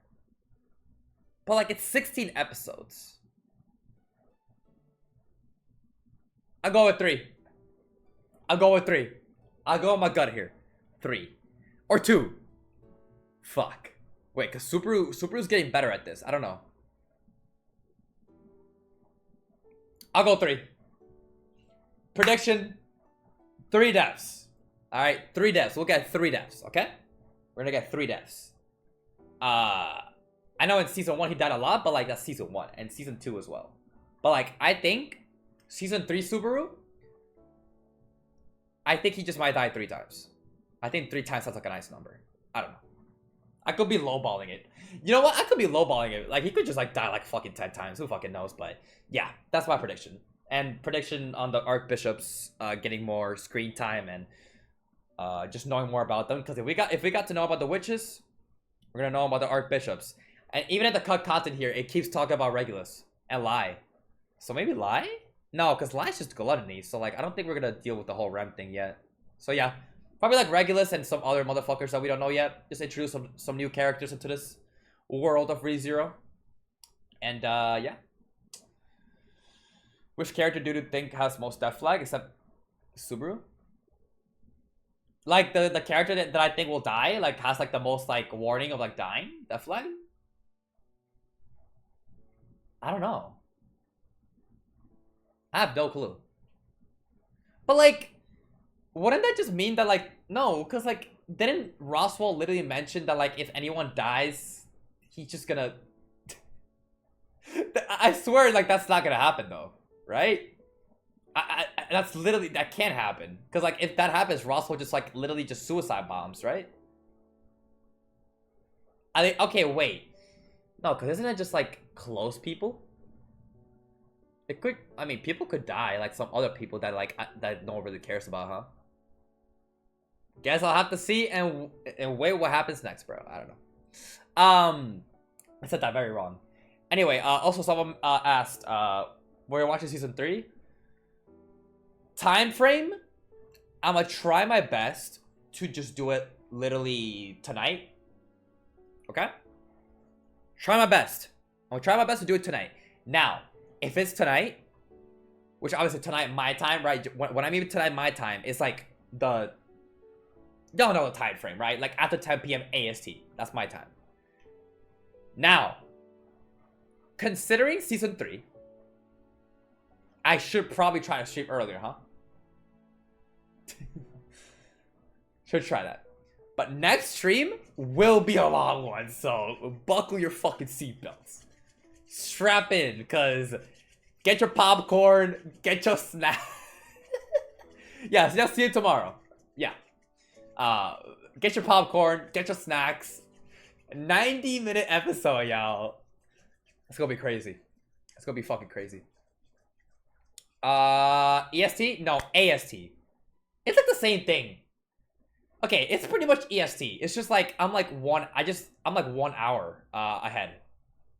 Yes, correct. AST. Literally, like it's not big of a difference. It's like 1 hour of EST, pretty much. So yeah, should be doing that. And yeah, did I need enough food to satiate my gluttony during next stream? This guy is just gluttony, dude. I'm telling y'all, fucking ReZero, yo. ReZero brain rot has gotten to me, y'all. Yo, ReZero brain rot is gonna fucking... It's just gonna be part of my life at this point. But yeah, that's pretty much the plan. For YouTube... keep in mind, I have not posted these Witch Code translations or the Echidna video. So for YouTube, it will be... The next thing is literally this. Okay? Next thing is literally just the Echidna video and the Witch Code translations. And then the day after, obviously because I gotta edit, duh, obviously. I'll edit and have to post the season 3 episode 1. Okay? But for Twitch, tune in to the next stream, man. Anyway, that's gonna be it for today's video stream. At this point, I don't even know anymore because like this shit is gonna be so long. I'll try and cut up the parts that, obviously, you know, I'll try to cut up the parts where my internet went out and shit. So I'll see how short or how long this video is gonna be. But anyway, man, thank you guys so much for joining me for these Witch Cult translations, man. Absolute fucking peak. If y'all enjoyed this, subscribe, leave a like down below, and of course, the other ReZero episode content will be uncut on Patreon and season 3 as well and beyond. So yeah, if y'all new, leave a like down below and subscribe. That's gonna be it for today, and I'll see you guys next time. See you guys.